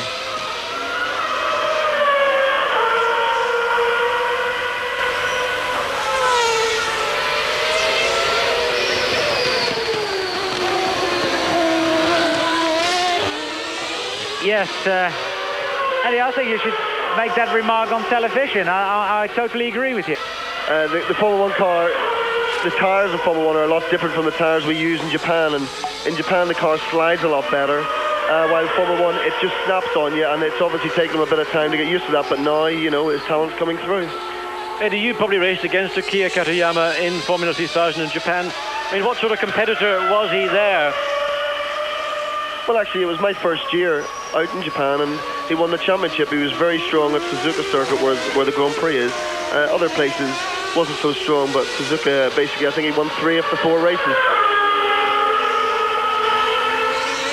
And also I think John Katayama, who's been driving in the shadow of Aguri Suzuki a little bit and now being the only Japanese driver, off he goes.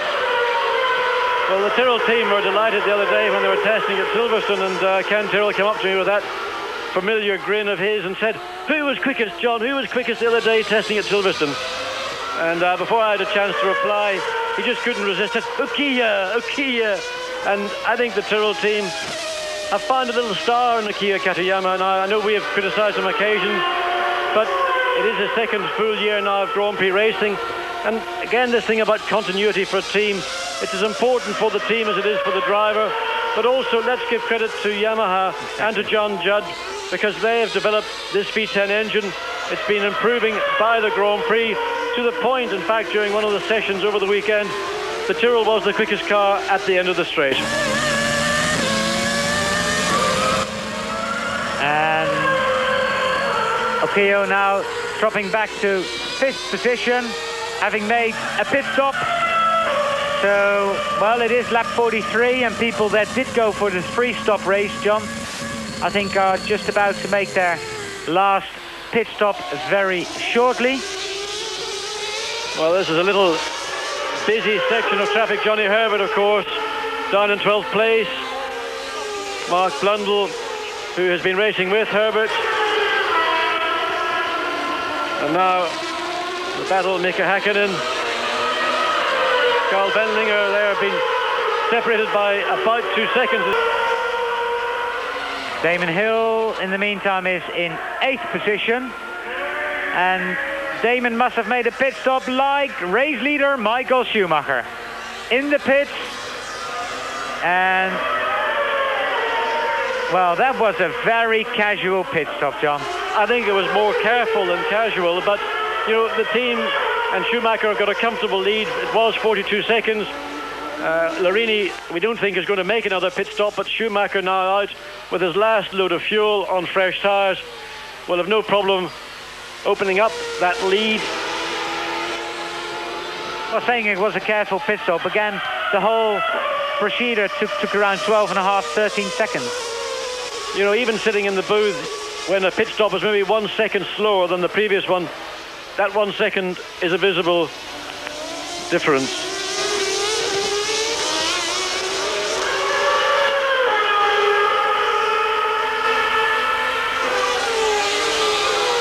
16 laps to go when we cross start finish in this San Marino Grand Prix. Well, here's a little bit of a problem for Häkkinen and for Benlinger, because Johnny Herbert's pretty quick down the straight with the Mugen V10. Mark Blundell with the Yamaha V10 equally very quick down the straight. Häkkinen is quicker in a lap, but he can't get the speed where it counts to make the challenge to get past and to pick up his own momentum. And equally, right in his gearbox, Carl Benlinger with the Ilmor V10. Well, Blundell finally makes his way past Johnny Herbert as Herbert's tail wags on the grass. But still, the battle for 11th and 12th place, preoccupying Johnny Herbert. Now Mika Häkkinen looking to slide down. Johnny Herbert lets him through. He has lost ground, but very good use of the mirrors.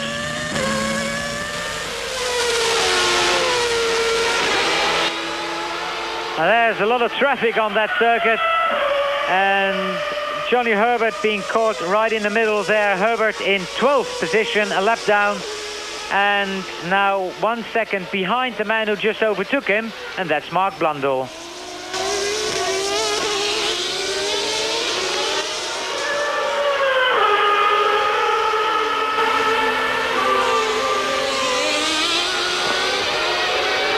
Schumacher, Larini, Häkkinen, that's the top three, as it's been for the last, well, 15 minutes or so. Then Carl Benlinger, Ukio Katayama and Christian Fittipaldi completing the point scorers. And currently in 7th position is Damon Hill.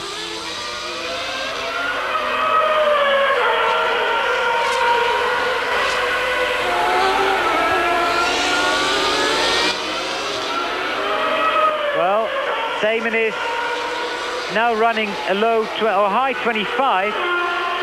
And I must say, let's see what Michael Schumacher does on this new set of tires. But Damon John consistently being the quickest driver out there, I must say. I mean, with all respect to Michael and the Benetton team, they're leading this race fairly handsomely, but Damon is putting in very good lap times. Well, the Benetton team are controlling Michael Schumacher's pace. They know he has such an advantage over Nicola Larini. It's over 31.8 seconds now. There's no need to drive at the limit to try and finish 2 minutes or whatever it would be ahead of Larini.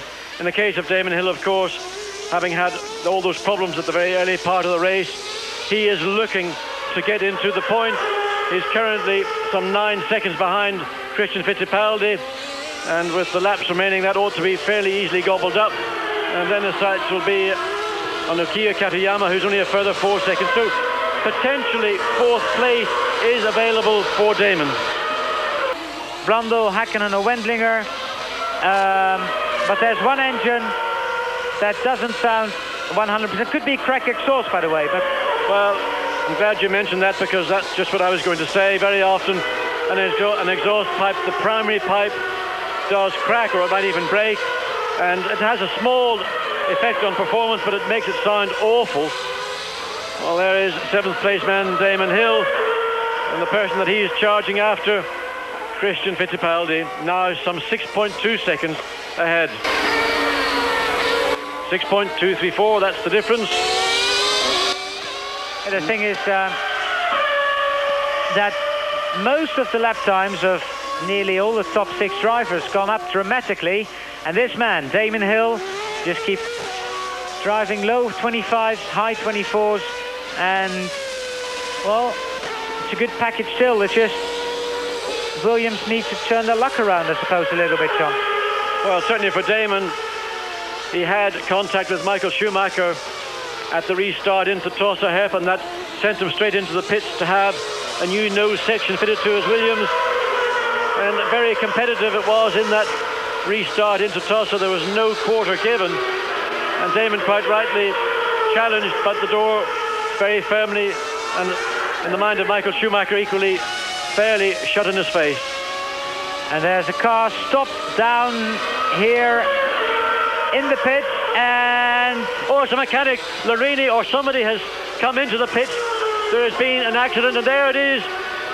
A car has either come in or gone out of the pit, and there's been an accident in the pit lane. One of the Ferrari mechanics has been injured by a car, or was that a car? Or a wheel. Contact or something, we can't tell, but there has been an incident in the pit lane.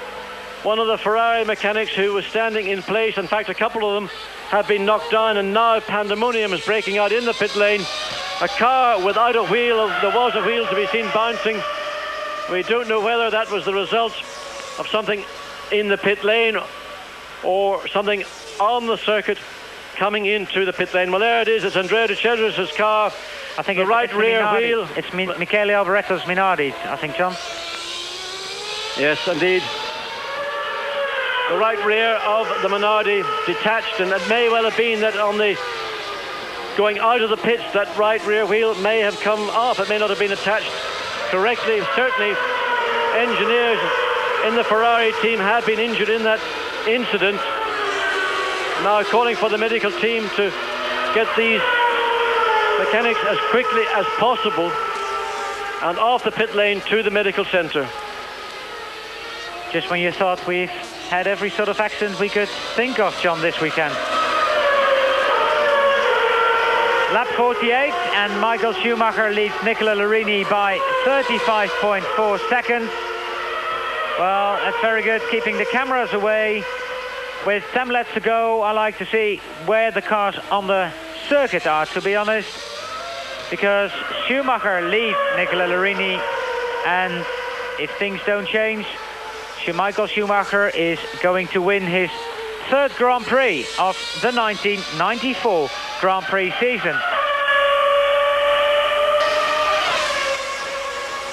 And there we see Damon Hill. Oh, was that smoke from an engine, or was that smoke from a tyre? That to me looked like an engine smoke, or certainly a fluid smoke. It didn't appear to be the result of a locking wheel, but it was so brief that maybe we will get the replay of the moment. Braking down into that chicane. Downhill braking always very difficult, so it is possible that a rear wheel, which might be slightly more unloaded, could just drag on and cause the lock-up, but we have to hope to see it again in replay. There's two mechanics being hit, John, by the car, Michele Alboretto's car. Apparently the wheel came loose and it got a bit out of control, hit the mechanics, and then the wheel came off, which was the apparent reason of Michele losing control of that car. Well, there's some proper motor racing going on. Well, that's Mark Blundell being another lap down to Carl Wendlinger, who's battling with Mika Häkkinen for third place. And Wendlinger really wanted to squeeze through and not lose contact. Häkkinen, of course, was wishing that Wendlinger would be delayed, give him a chance just to catch his breath and reassess the situation. On lap 51, 10 to go. The gap just 2 seconds. Well, there's the battle we see for the last position, podium position, I should say. Mika Häkkinen and Carl Wendlinger. Then that's Ukio Katayama, Christian Fittipaldi in 6th, and Damon Hill in 7th position. It seems to me, John, that out of these two, Wendlinger is definitely the quicker of the two. But that's the car that's sounding not right. Yes, indeed, and it's Wendlinger's Ilmor V10, which that here we see again. The wheel bounces down, but already the damage has been done. The car swerved into, look again, watching as the car comes out, coming into view, suddenly swings wildly to the right as the rear wheel starts to wobble, then comes off, the wheel bounces out of the pit lane, and an awful sight once again we have been seeing at Imola. And there's Andrea De Cesaris out of the Grand Prix. There's bits of car, I don't know where it is, there's a mark on the wall. Is that Tamburello? No, it's not. I don't know where it is, but Andrea trying to get out of the car, and it's a damaged Jordan. Yes, left side, and let's have a look and see where we are on the circuit. It's difficult. Once again, it looks to me as if it was coming out of Peralta, coming down the hill, that he may have lost it, but again, the camera position not clear in our chance to recognize the part of circuit. Well, I think it is static yellow flags as we come up to Tamburello, and once again, the awful sight of seeing a car with a rear wheel coming loose as it exits, and now going into magnification as if it wasn't enough. Of course, the Ferrari mechanics would be standing in position in the event that Larini did want to make a pit stop. The yellow line divides the work area from the part of the circuit or the part of the pit lane that in effect is considered to be the racetrack. But when a wheel nut or a wheel comes off, there's nothing that Alboretto was able to do. Just another sad aspect of an already extremely sad San Marino Grand Prix. We just saw Damon Hill passing Johnny Herbert. Damon now 0.9 of a second behind 5th place man Christian Fittipaldi. So Damon, there we see that gap. Although we don't see Christian, I mean, Damon very close to them.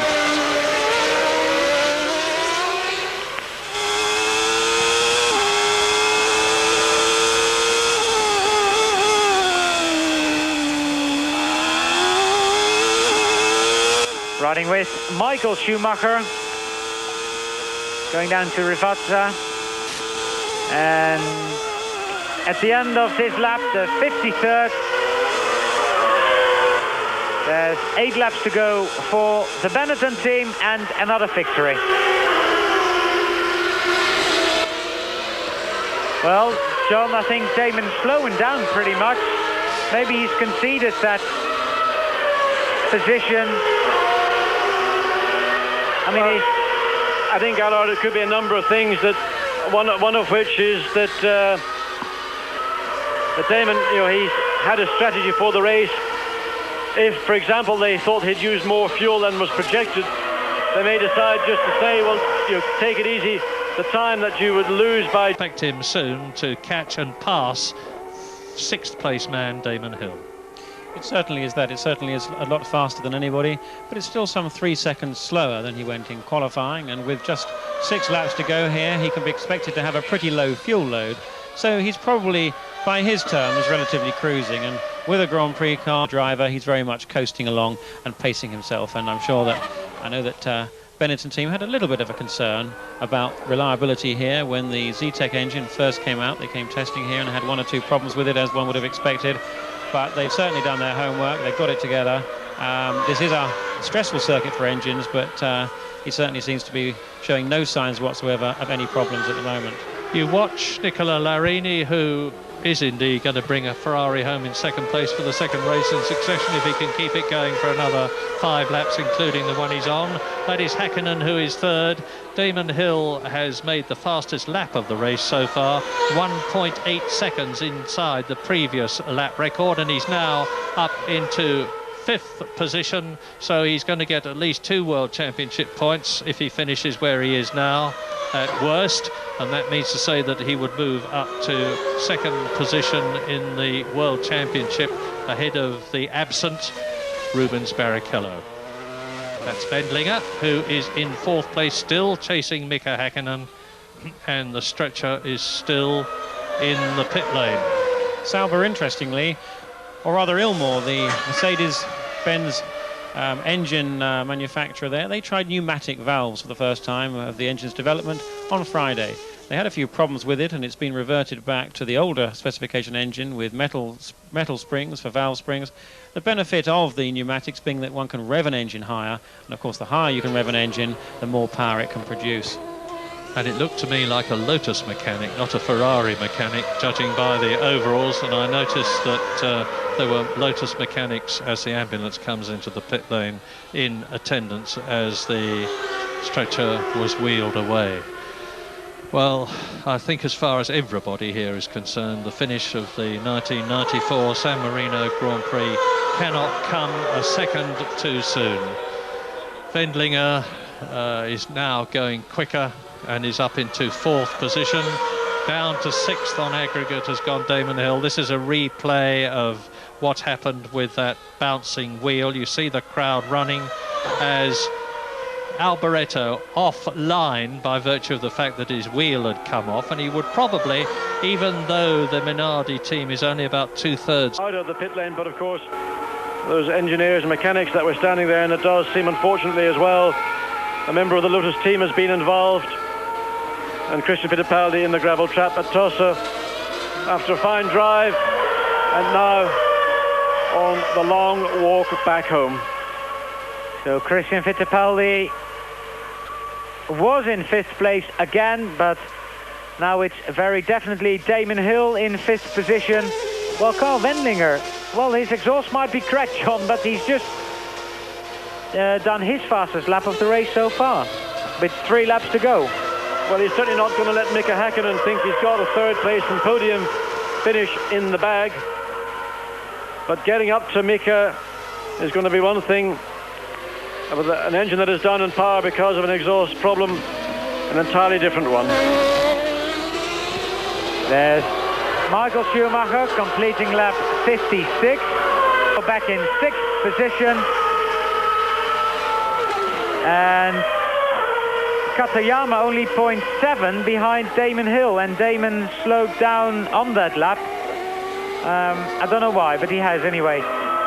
Carl Wendlinger some 80 seconds in front of Damon Hill, so 5th place probably as far as Damon will get this afternoon, and that's an afternoon of very hard work indeed.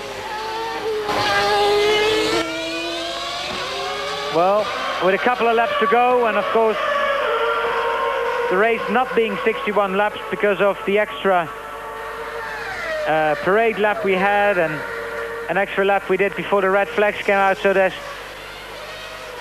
59 laps. Is Carl Wendlinger getting closer, I would think?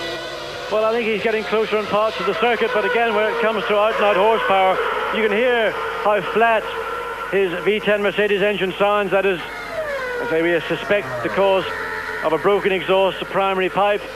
And it's on the long parts of the fast parts of the circuit where Mika Häkkinen is able to catch his breath. And equally, McLaren will be telling Häkkinen, okay, you got Wendlinger on your tail, but he's got a mechanical problem. So just try and maintain that 2-second gap that 2.9 it is on that last lap.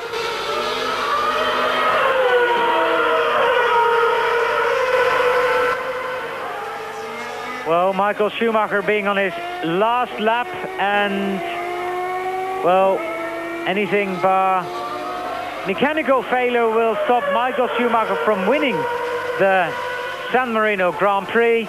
But John, I'm not sure he'll be happy with the 10 points, but it'll be a finish for a sad weekend. Well, Benetton, Schumacher and Ford have done everything that was asked of them, but of course it's in very, very sad circumstances indeed, and we're still waiting to hear news from the Bologna hospital regarding Senna. He was taken there after that massive accident very early in the Grand Prix, but nonetheless Schumacher, as our other drivers here, they come to race, and that's what they're required to do. And the last we heard, he was in very critical condition, while Michael Schumacher will win the third Grand Prix of the 1994 Grand Prix season. He crosses the line now. The last lap, of course, fairly slow. In second place, there he is, if he finishes the lap, and that is easily his best Formula One result ever. And a good result for Ferrari is going to be Nicola Larini in second place. And while all that was going on, Akira Katayama has regained 5th place from Damon Hill, and Damon certainly unable to defend the place he took away from Katayama some laps ago. And again, an indication that I suspect that he's probably very marginal on fuel, and the prospect of an extra pit stop would have offset the additional performance that he would have had. Nicola Larini second in this Grand Prix. Now, is it going to be Mika Häkkinen or Carl Wendlinger? That'll be Mika Häkkinen finishing third for McLaren. In fourth position is Carl Wendlinger. And look, John, I mean, with all the problems we've had this weekend, when you look on the main straight, there's the crowd. I mean, they're walking on the circuit already. I mean, that's madness. Well, it's obviously because the performance that Nicola Larini has given all these thousands of Italian and Ferrari fans, and they're delighted, and he has done a truly outstanding job for Ferrari. He was certainly, in his first race 2 weeks ago, very impressive, but here really he will deserve every single plaudit he will get this afternoon, tomorrow, and undoubtedly for the remainder of this week, and has proved to be a very able stand-in indeed for the injured Jean Alesi.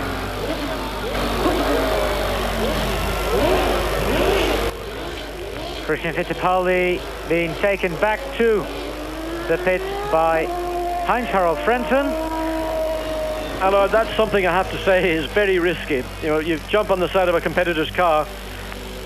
He's probably been driving at 190 or 200 miles an hour for 60 odd laps. Doing 80 mile an hour seems like you're stood still. You put the brakes on and you just slide off the car. It is so difficult to hang on. And I know that it's always seen as a friendly gesture, but Carl Wendlinger really does have to take it very, very slowly indeed to ensure that Fittipaldi does stay on the car. So Damon Hill did finish sixth in the end. That's 1 point, and that is joint second place in the World Championship, and that's a joint second place with Eddie's teammate Rubens Barrichello. Well, I don't think Rubens would have thought he would still be second in the World Championship after this Grand Prix. Yeah, it's been a very, very eventful weekend, very sad in many respects, and I hope Senna, obviously, news from the hospital, I hope that's good, and there's a great pity about a friend of mine for 10 years, Roland Ratzenberger, you know, but it's just one of them things. motor racing's dangerous, and the drivers accept that danger, and occasionally it's going to happen, and it's just a great pity it happened so early in his career. Well, Michael Schumacher into the Parc Fermé, and that's probably Pedro Lemi's Lotus or Ayrton Senna's Williams under the canvas. And here, really, Niall Larini has to be very careful indeed.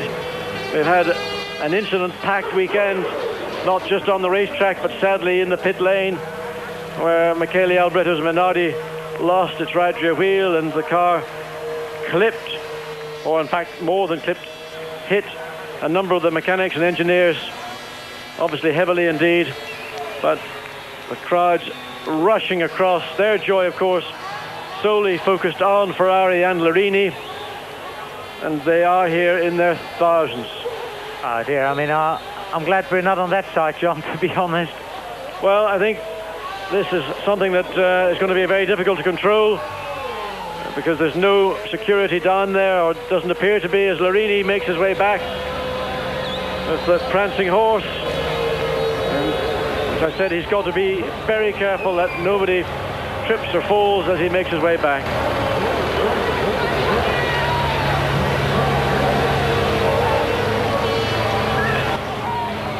There you go, Eddie.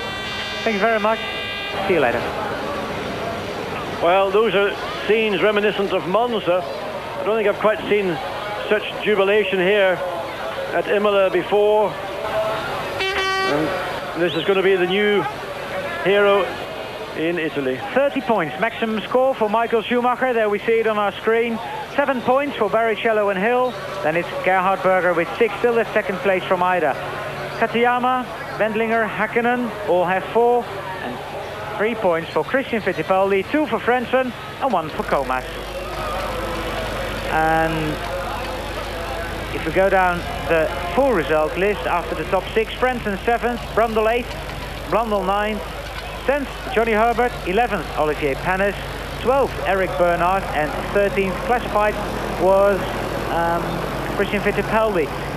Well, John, if everybody goes that way, we might be able to get out the other way by the time we have to go. A fine result in terms of performance, but obviously tinged with sadness over the weekend, and certainly reflecting upon Ayrton Senna's accident. But Benetton and Ford and Michael Schumacher have done an outstanding job, and 30 points, a maximum score from 3 Grand Prix. That's what they came here to do. Obviously not in the circumstances. So the podium prepared for Michael Schumacher, Nicola Larini and Mika Hakkinen. As all around the circuit, the enthusiasm for Larini's second place just overcomes, in some cases, probably judgment. And really, the security here fighting almost a losing battle, but now certainly under the podium, control has been restored.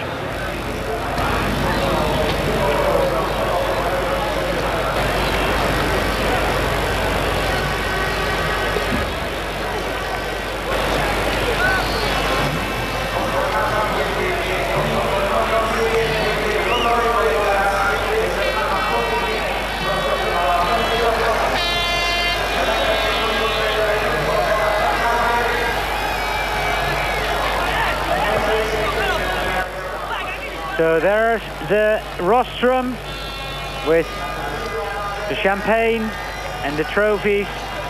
And where are the drivers? Nicola Larini in second, Mika Hakkinen third, but of course race winner Michael Schumacher, race winner and world championship leader.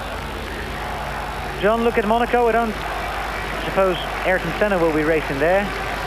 Well, there we have the 3 podium finishers, and Nicola Larini, and of course Flavio Briatore representing the Benetton team.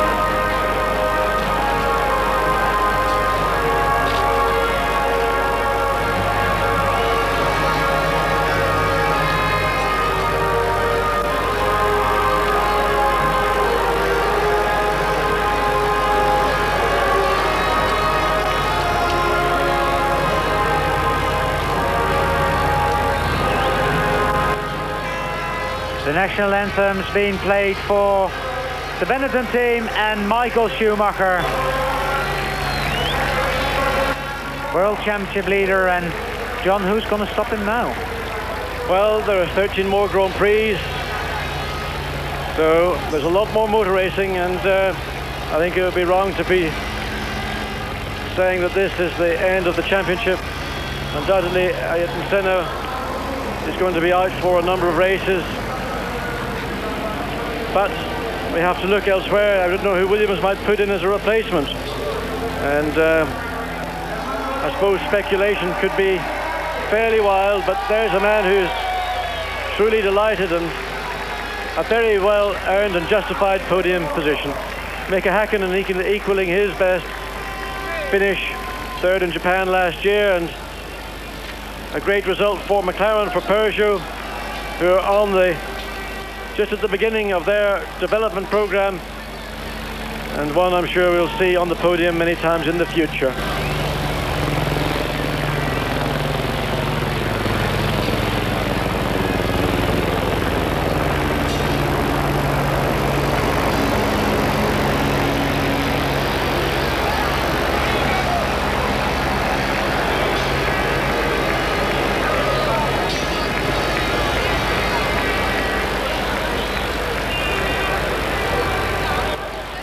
There's all the Italian fans, and John, I think it's a good gesture from the drivers not to spray the champagne. Absolutely, I think that it would have been out of place for the champagne to be sprayed, and out of respect to Roland Ratzenberger, who lost his life here in qualifying yesterday afternoon, and also for all those people that were injured in the pit lane, for Ayrton Senna, who is critically injured and in hospital, I think that that was the correct step to take.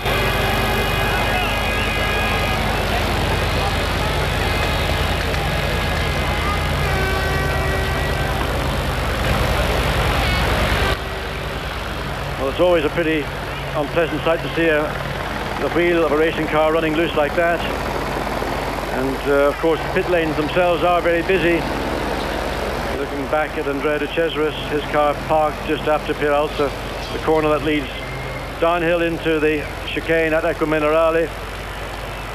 And now the euphoria of the spectators here at Imola beginning to dampen down as the podium ceremony is finished, and the drivers will now make their way into the press conference, and we have to wait and see what their observations and comments are, certainly regarding the race, and undoubtedly in the case of Michael Schumacher, who was immediately behind Senna when he went off, he may well be able to shed some insight into what caused that car mysteriously to leave the track.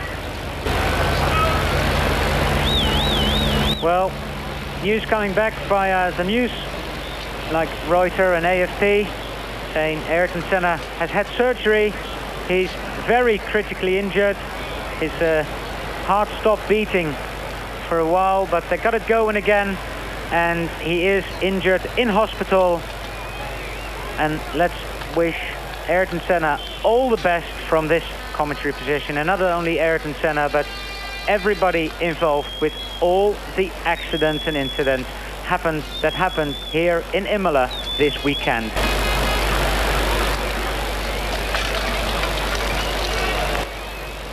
Well, this is the scene as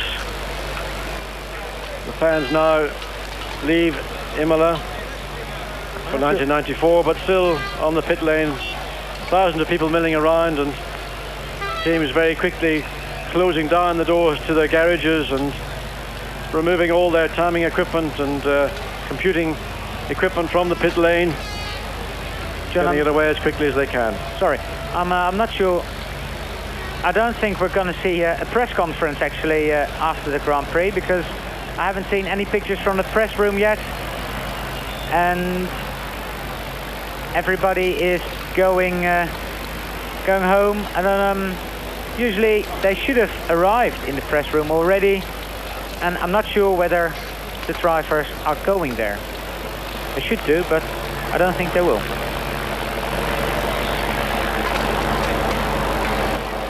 Well, the press room is quite a distance, in fact, from the podium, and with the amount of people that are milling around, it may take them a few minutes to get there, but it is conceivable that the press conference may have been deferred.